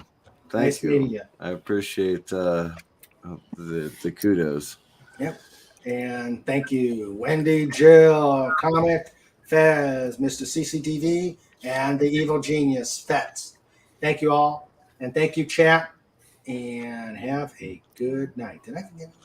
Guys, no, I don't think I did. Yeah. Everyone take care and stay safe. Yep, everybody take care, stay safe, and if the panel could stick around for about 5-10 minutes after the chat. And everybody, have a great week. Good evening, everyone. Take care. Don't forget Orville Nation on Wednesday. And come to Saturday Night Star Trek at 9 p.m. Yep. DS9. You gotta say it like Lobby, I've Jill. been sharing the Claudi's channel on Saturday nights on Twitter. So. Right. Karaoke in half an hour on All right. Family Canucks channel. All right. Yeah, that too. You have choices. Yes, you do. Take care, everybody. See ya. Later. Peace. Bye-bye. Later, Crusader. Later. Alligator.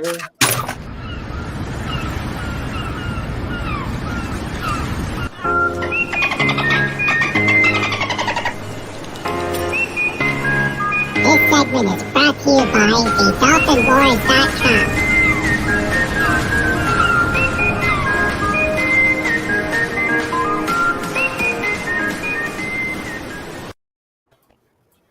That was loud.